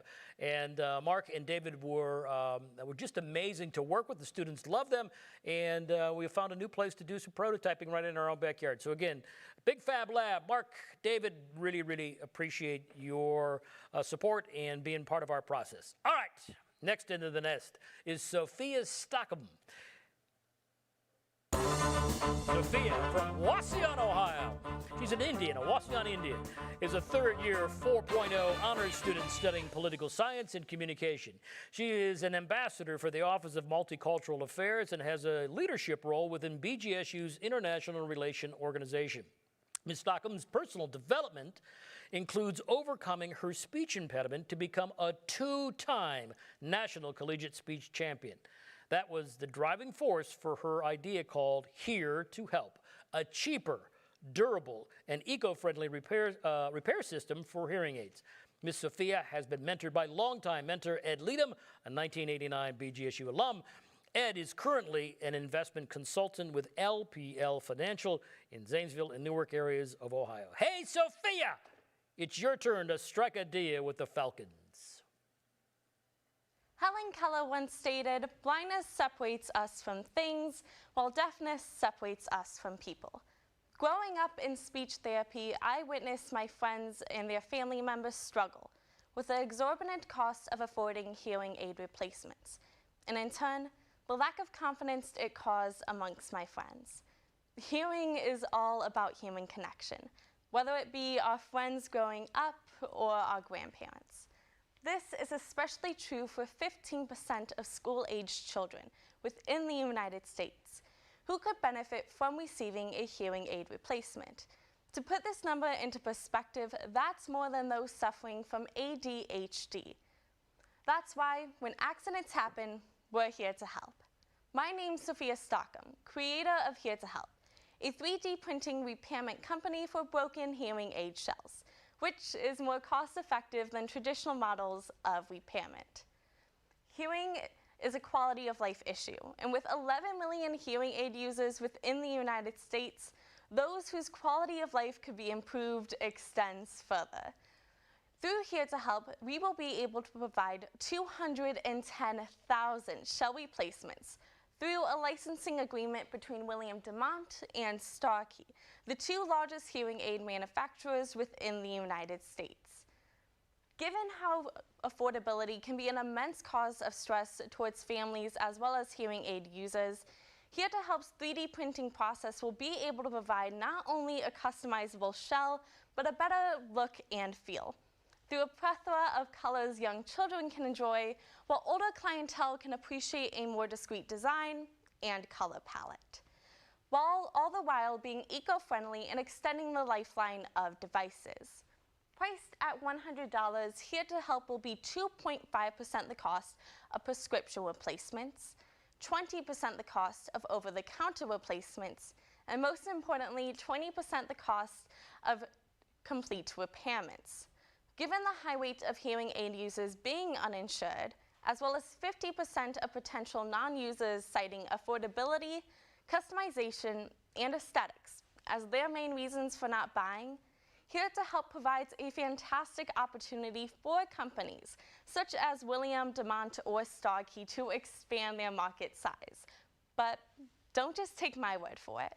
Bruce Weinstein, owner of True Tone Hearing Aid Centers, one of the largest hearing aid distributors on the East Coast for over 30 years, stated that Here to Help was one of the most innovative products he's seen to date, noting that nothing like it exists on the market quite like it, stating that if you don't invest, I just might. Given how hearing aids are ultimately going to expand on the behind the ear as well as in the ear markets, investors can expect an 800% of return of investment within year 1, which will then double by year 3 based on the prefer of financial statements. This is due to an increased manufacturing output as well as market awareness. Thus, I am asking for $5,000 for 5% voting equity within my business.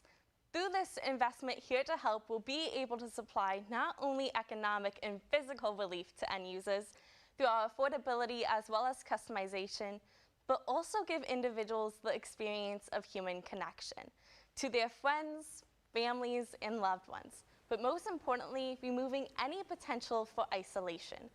Thus, Falcon investors, I have one question for you. Are you here to help? Great question. Incubation is what she's seeking. $5,000 for 5%, $100,000 valuation. That is our friend, Ms. Sophia.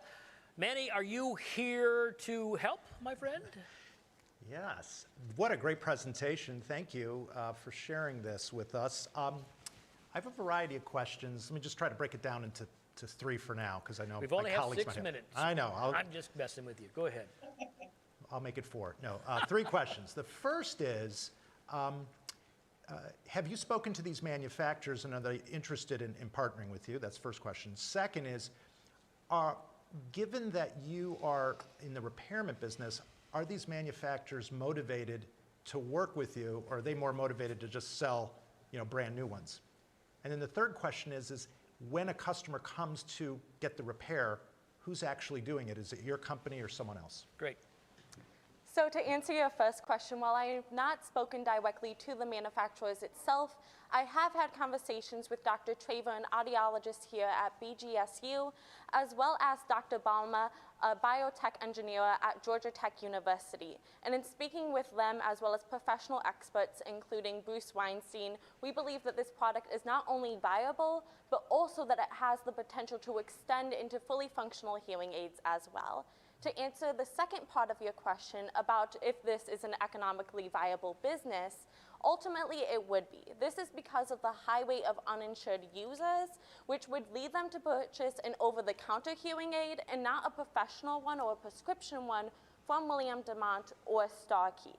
Thus, Here to Help is ultimately going to expand the market size for these 2 companies. And furthermore, about who's doing the repairment exactly, we're planning to license to William Demant or Starkey so then they can have the repairment done by their distribution networks. Excellent, excellent. Manny, you've got a follow-up, or? I was just going to say I'm in for incubation just to speed things up for you. Okay, sounds good. Bethany? I'm really intrigued, particularly as a family who has some hearing loss. Can you educate me a little bit about hearing aids in general and what differentiates your product? Is it really just the material that you're using that ends up in a lower price point? And is the shell the part of the hearing aid that fails or needs replaced most often? Great question. 3:30. So through my market research, I discovered that the shell is typically the most part, or rather the part that is most prone to breaking. And so on average, it costs about $500 to replace this. Our price point is $100. In terms of what sets us apart from other shell designs is with hearing aids, typically what you will see is a curved design, which isn't functional when exercising or physical activity is taking place. 3 minutes. However, through our casting design and casting process, we're creating multiple points of contact for behind the ear, which is a revolutionary design. Joe Fish. Sophia, nice job. Thank you. looking at your memorandum, I thought I saw that you stated that you would have 105 units sold the first year. Am I correct in that? Yes, this would be through a licensing relationship between William DeMont and Starkey. This is because through an average of their market, we would be targeting 28.6% of the market by year 3. And so we're ramping up production because this is a product that's not only necessary, but it's something that's interested to 50% of potential non-users. And have you met with them? I have not met with manufacturers directly. I have met with Dr. Traver, Dr. Balma, as well as Bruce Weinstein, a distributor who recommended that this product be on the market today. 5 for 5. You in for incubation, Joe? Yes. Bethany, Great I want to go job. back to you. Just want to check, are you in for incubation? I'm in. Okay, so that's 3. I'm going to go to Mark. I've got a minute and a half. 3 and all in, but I do have a question still. First of all, I love that you're approaching a high margin industry to be disruptive. As you've noticed recently with razors, with glasses, there's these new entrants that are going into the market and they're really targeting these types of products, which I think is great. We're all in, but I'm still interested in understanding what you want to accomplish in incubation. So Great question. ultimately through incubation, I've created several milestones, but ultimately I want to develop a more refined prototype and continue conversations with Dr. Balma at Georgia Tech University that I've already had. As he's indicated that through incubation, since I have received it, that there's the possibility of creating a fully functional hearing aid as well. George, last word is yours, my friend. You got 56 seconds. I think incubation is the perfect answer because I think there's some unanswered questions that we'll have the answers to in the next few months. Awesome. Round of applause. It looks like incubation, 5 for 5. $100,000 valuation. Very cool. Sophia, congratulations. Way to go. All right, this is our last call to vote for the People's Choice Award winner. Dean Braun and I will be awarding the Eggie very, very soon. You see the address up there, bgsu.edu/hatchvote. Please do it now. And also, special thanks to our returning sponsor. Our returning sponsor is Jumpstart. Jumpstart focusing on helping entrepreneurs throughout Northwest Ohio. Thank you, Adam, and thank you, Amy, from Jumpstart. All right. This is the exciting part. Finally tonight, I want to welcome our alumni hatchling, Tim Tressel. Tim lives in Lucky, Ohio. Let's see if he gets lucky tonight. And graduated in 1989 with a Bachelor of Science in Business Administration, specializing in market research. He has worked as a market researcher and then the owner and operator of an antique reproduction business. Currently, Mr. Tressel owns Fertile Ground Tools. He'll be presenting his new product, the product for tooling around, the Tool Around Tool Caddy. Bruce Fisher, a 1968 BGSU alum and retired C-suite executive in the pool industry, mentored tooling around Tim. Tim, it's your turn to say hey to the Falcons. Hello, Falcon investors. I am Tim Tressel, the owner of Fertile Ground Tools. Falcons, these are compact and subcompact utility tractors. And just to lay the groundwork so we know what type of tractor we are talking about, on the left is the common everyday lawnmower, very small. And on the right is the farm tractor found all around the fields of Bowling Green, very large. Look at these utility tractors. They are awesome machines. What could they possibly be missing? What is the problem? The problem is there's no dedicated safe spot to transport your long-handled tools. No more will your tools bounce out. No more will your tools be in the way, and no more multiple trips. Simply put, no more frustration. The solution? The solution is the Tooling Around Tool Caddy for the utility tractor. This patent-pending tool caddy attaches to the tractor. The top cross piece has a hole that goes all the way through, and the bottom cross piece has a hole with a floor creating a ceiling. Now look at this market opportunity. They're all increasing. Tractor sales, equipment and attachment sales. 150,000 plus units are sold per year in the US, and that is increasing. So here are two different sales projection models. Conservatively, there are 3 million compact and subcompact tractors in North America. The first one is 1.35 million. The other one is 16.9 million. I believe it's somewhere in between. My gross margin is nearly 50%, and the ROI after 3 years is 1.5 times the investment. So Falcons, surprise, I have already launched the Tooling Around Tool Caddy for the wheelbarrow last month. Also last month, I visited with a large farm store distributor to show them this Tooling Around Tool Caddy, and they loved it. And they told me to expect a purchase order. I also showed them the Tooling Around Tool Caddy for the utility tractor, and they are very interested in this next one as well. So my competitive advantage is very disruptive formula. Perfect design plus perfect material. What I mean by perfect material is I will use high performance plastics instead of metal fabrication, which lowers the COGS. My retail price point will be between $90 and $99, and my competitors that I found are over $500 and over $1,800. Now I'm going to get established into the specialized retail channel of farm supply stores and tractor dealerships. From there, I will be positioned to expand into commercial customers. One of the commercial customers would be landscaping. So I want to introduce Jeff Eberly from EnviroCare Lawn and Landscape. He has some thoughts on how the Tooling Around Tool Caddy can and will help him. I'm Jeff Eberly. I own EnviroCare Lawn and Landscape. And Tim, my friend, came to me, wanted to show me a prototype Tooling Around Tool Caddy. And instantly, I started thinking of all the times where's my tools? How am I going to get a project done? It's going to be a time saver for us, and it's going to end up saving us some money and ultimately produce some more revenue. So because I'm well past incubation, in fact, I've already one baby bird out of the nest and into the marketplace, I am looking to feed and water the rest of the product family so everything can grow. I want to propose using a tranche investment ask. Tranche number 1 today, $250,000 for 5%. The capital will be used for product molds and tooling along with inventory. As revenue milestones are achieved, we can discuss the next tranche. I know this is a big ask, but I also know that I have laid a solid foundation for a company and just not a product idea. So Falcons, let's stop fooling around and let's get to tooling around. Tooling Around Tool Caddy, it's Tim Tressel. His ask, $250,000, 5% equity. Valuation is $5 million. Bethany, you know what?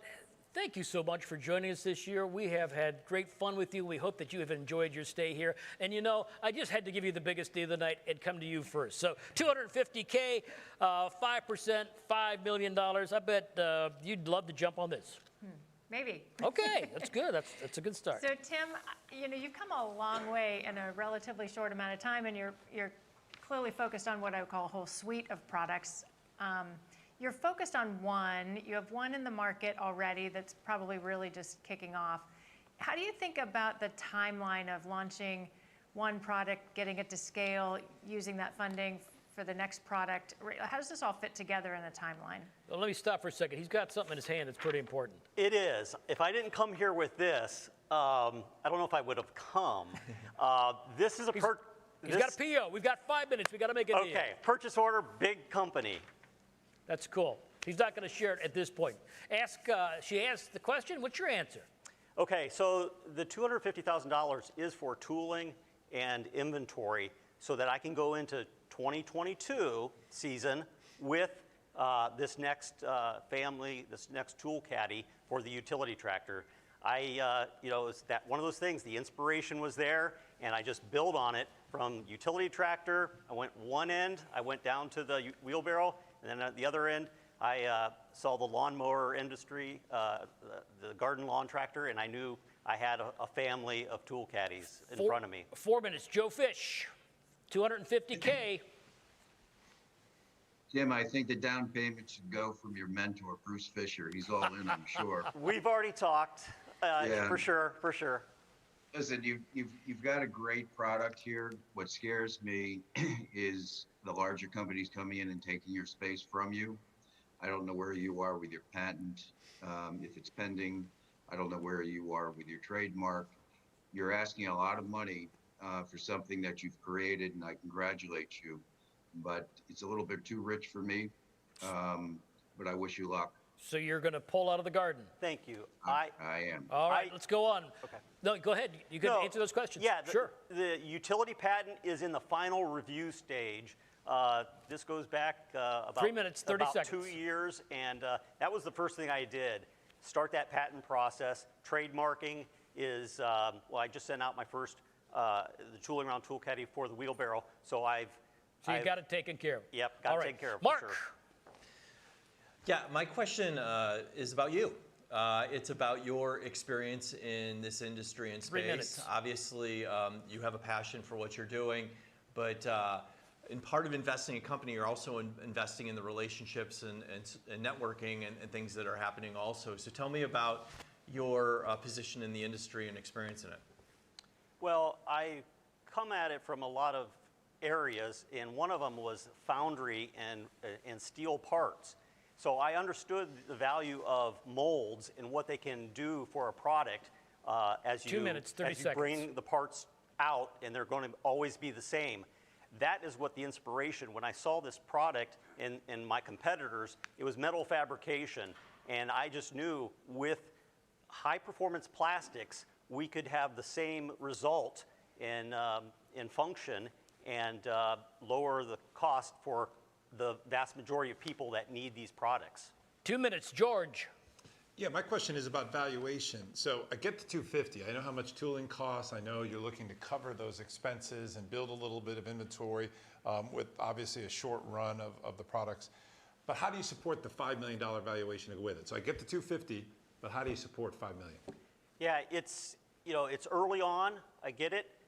The purchase order helps, but also the other validations with tractor dealerships that I've talked to, they're ready for the second product. And this first one is just going to, as I get out there more in the sales of the massive amount of sales that this is going to generate, it'll only help out with the second one. Tim, yeah, great progress to date. The question I have is really around how you're managing your cash flow. You sound like you have some good products. You got the wheelbarrow product. Why not just focus there and lessen your burn? And I'm just curious, by the way, you keep talking about the PO. How big is it? 1 minute. It was a flash PO because the stores are already thinking about the fall. So they gave me a flash PO for this event, and it's for 50 seconds. 320 units. But yeah, it's a great start.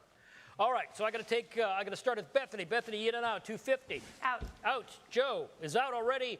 Mark. Let me think about it. Go to the others. George. Yeah, I'm out. Manny. I'm out. I would prefer a different structure. Excellent. Mark, back to you. 250, 28 seconds. Yeah, I'm interested, but I'm not sure I'm your best partner. And the beauty of the hatch is that when people come in, they get three things. They get visibility, they get networks, and they get funding. And I think today we could offer you two of those. Obviously, we probably have 3,000 people watching today and so on and so forth. And some of them are private investment people. Matter of fact, I know two of them. And while I won't offer funding, I will offer you some networking opportunities.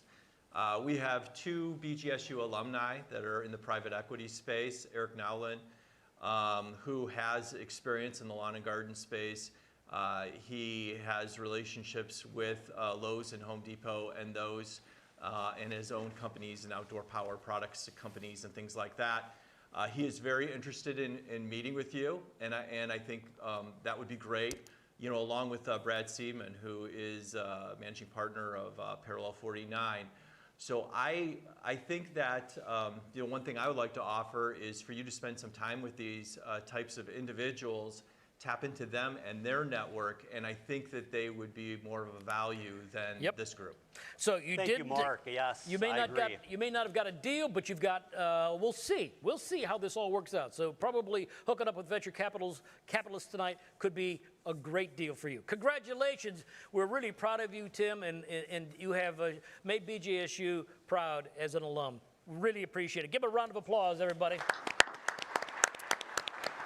Well, that's it for the Hatchlings presentations, but we will return in just a minute to reveal the winner of the Hatchlings name that just received the most online votes for the People's Choice Award. We'll be handing out the eggie momentarily, and Ellie Hoig, class master of BGSU, thank you so much for crafting the egg. Stay with us. We'll be right back.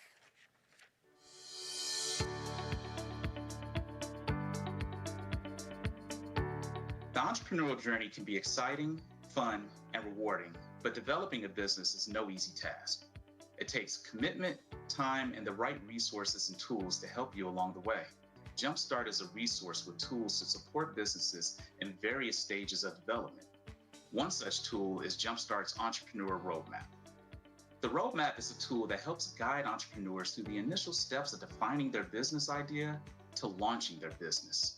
It will help you think more critically about your idea, better understand the steps that you're going to take, and why they are important. More specifically, the Roadmap is a mapping template that identifies and guides entrepreneurs through each stage of developing their tech business. It's comprised of various tasks, frequently utilizing education and content at each stage of development that the entrepreneur should complete to enhance their ability to progress to the next stage while strengthening the viability of their business. This tool, coupled with the support of a Jumpstart advisor, will help keep you on track, measure your progress, and focus your time and efforts on things that will produce results.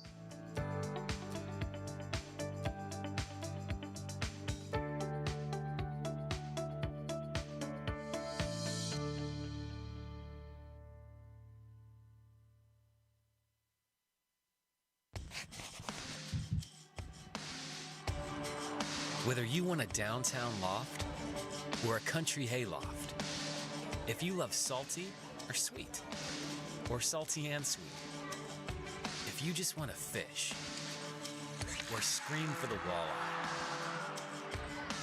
if you want to dance at clubs or build secret treehouse clubs or swing your favorite clubs, if you have legs to stretch and run, if your favorite ears are elephants and your weekend shorts are trunks, if you want to visit Fort Meigs during the day and build blanket forts at night, if you want to pull up a chair and roast s'mores, or cheer with thousands of others at the tractor pull, if carving ice and carving a space and carving out time to sit face to face, if the right kind of life seems like a latte and a sweater in the fall, then in every season, you'll find there's something special here in Wood County.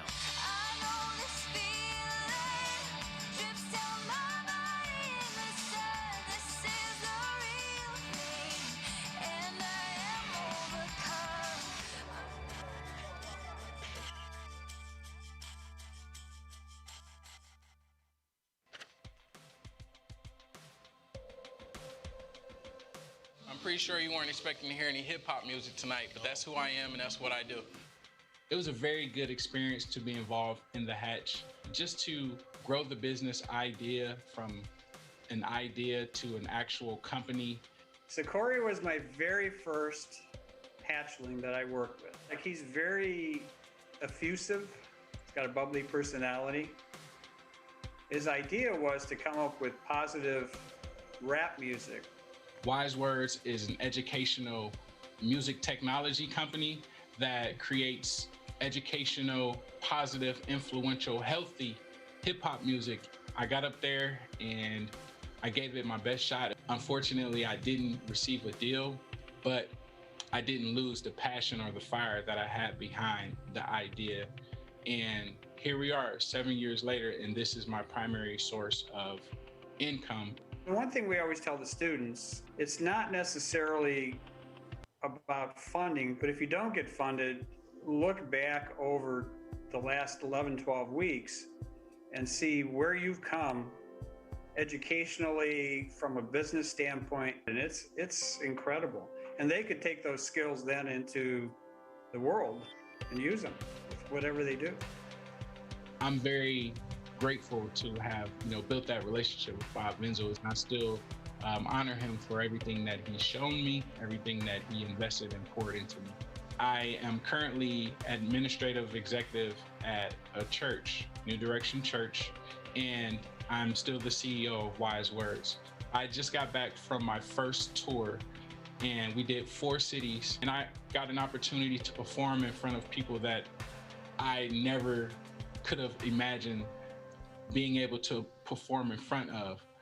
At some point you graduate from college, you have to earn a living, but I don't think he ever lost the dream.